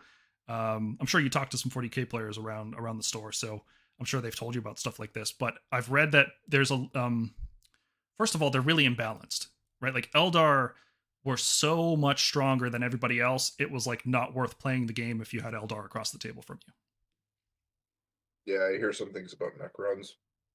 Yeah, apparently Necrons are insanely good now, but that's because they have a codex now, right? I don't know if it was the codex or the indices, but it was I forget the name of the unit that people in particular really don't like.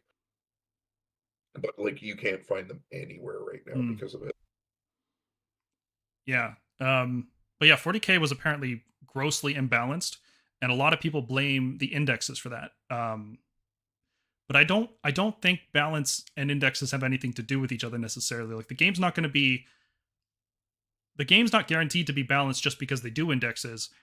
But if they don't do indexes, you can almost guarantee that it will be imbalanced, right? Like, there's just too many interactions using an old book in a new edition.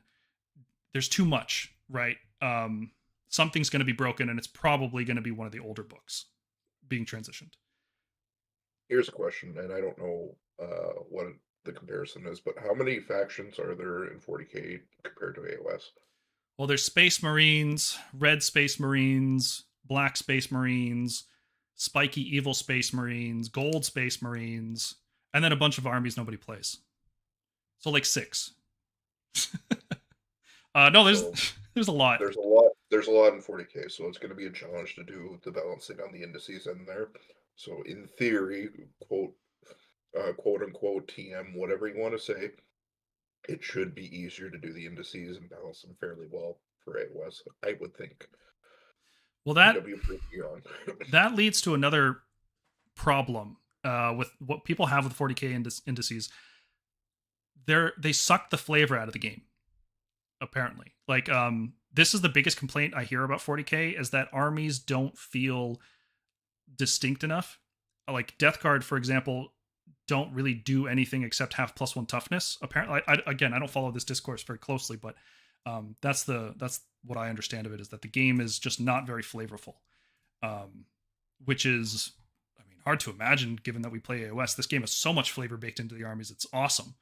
And imagine if that was just sucked out because they wanted to balance the game, right? Like it's easier to balance a game where everything moves within a certain range of each other and shoots within a certain range. Like if everybody had 18-inch range shooting or 12-inch move, it'd be a lot easier to balance, right? If the more symmetrical the game is, the easier it is to balance.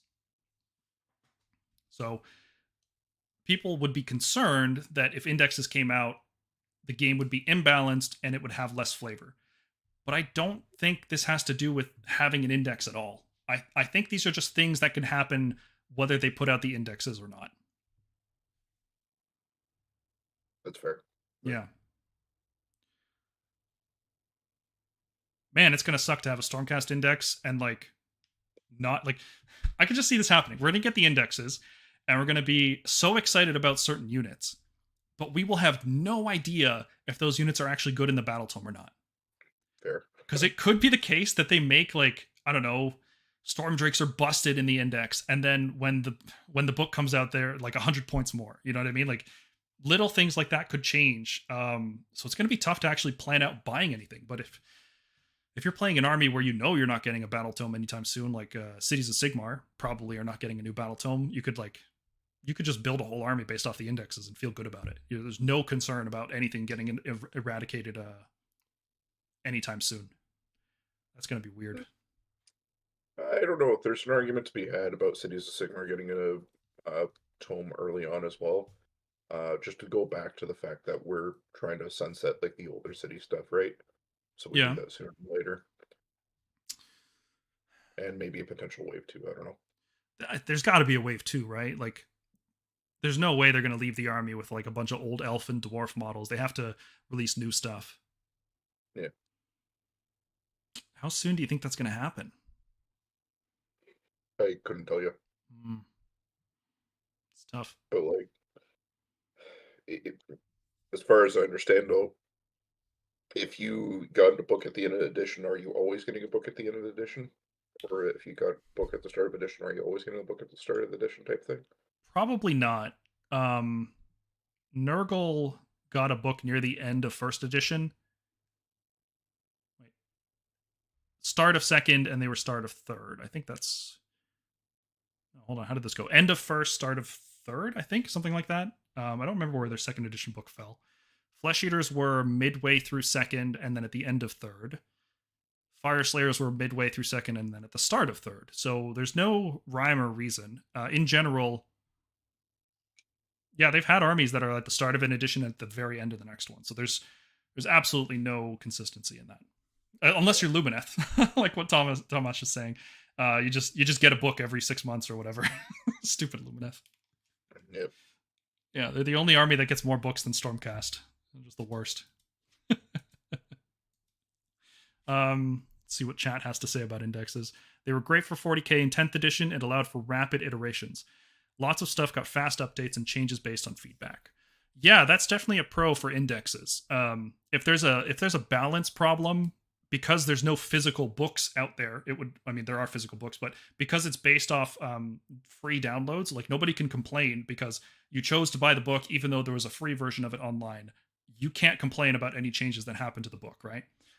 I mean, you can, but you're not justified, in my opinion. But yeah, they can make whatever changes they want. Like, oh, this unit is too strong. Cool, we can just change the rules and for free right now. We don't have to wait 6 months for the next battle tome or battle scroll to come out.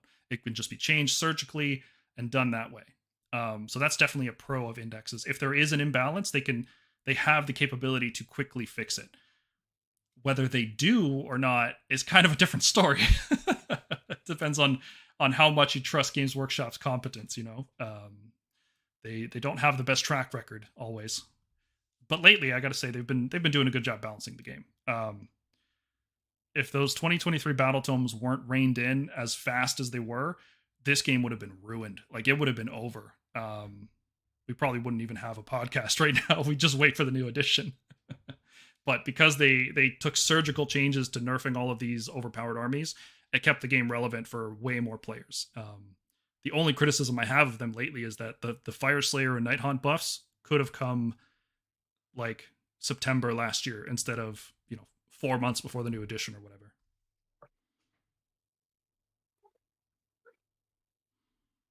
I'll be so jaded if Effect Tome is lost to indices. Haven't even painted up Usharon yet. Yeah, I feel that, Bruce. It's gonna suck if all the army building that I've been doing over the past few months is just completely thrown out the window because the index just changes fundamentally how the army works.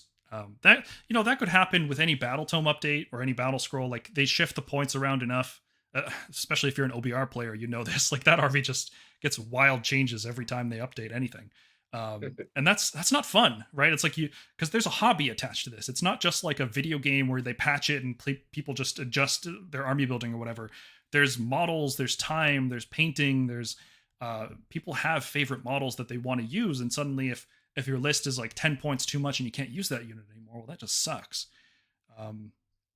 It's an inevitable consequence, I suppose, of just having the game structured around a hobby like this. But with free rules, it's less of a problem. If I didn't pay for the book, if the rules are free online, it changed. Okay, that stings less. Yeah. It didn't invalidate my printed book. Gabriel says, I kind of want the Stormcast Index to cut back on how supported Hammers of Sigmar are. Give some love to the Hallowed Knights. Or any other subfaction, right?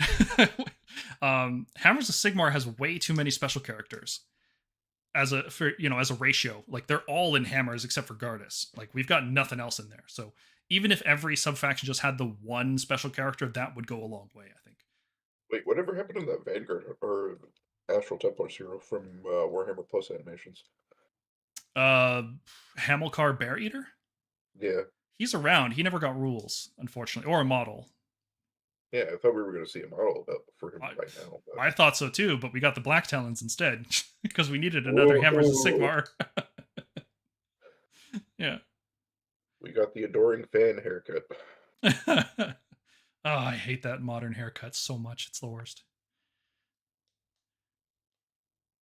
We do need a Hamilcar Mactac, yeah. Oh man, I can't even name special characters in the other Storm hosts. Like they don't get any screen time, they don't get any attention.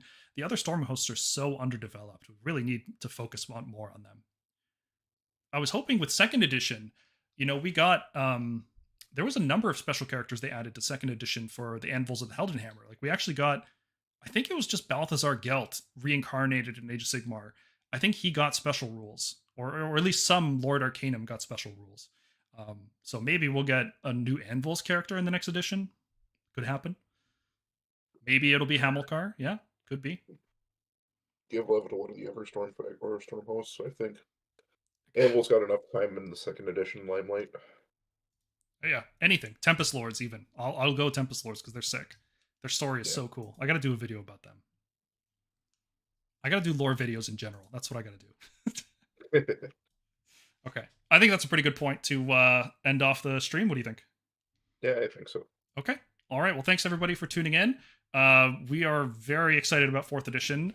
This was just kind of like random thoughts about what we hope to see.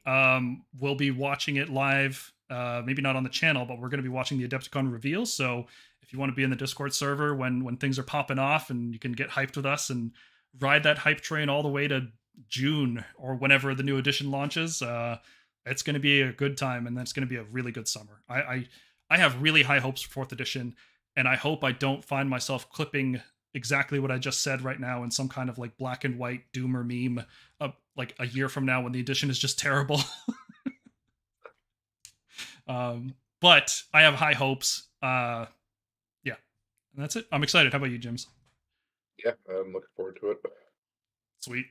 Okay, thanks everybody for tuning in, and have yourselves a wonderful rest of the Sunday, and try not to imbibe too much of the St. Patrick's Day spirit today. Do a responsible amount. Yes. All right. Take care, guys.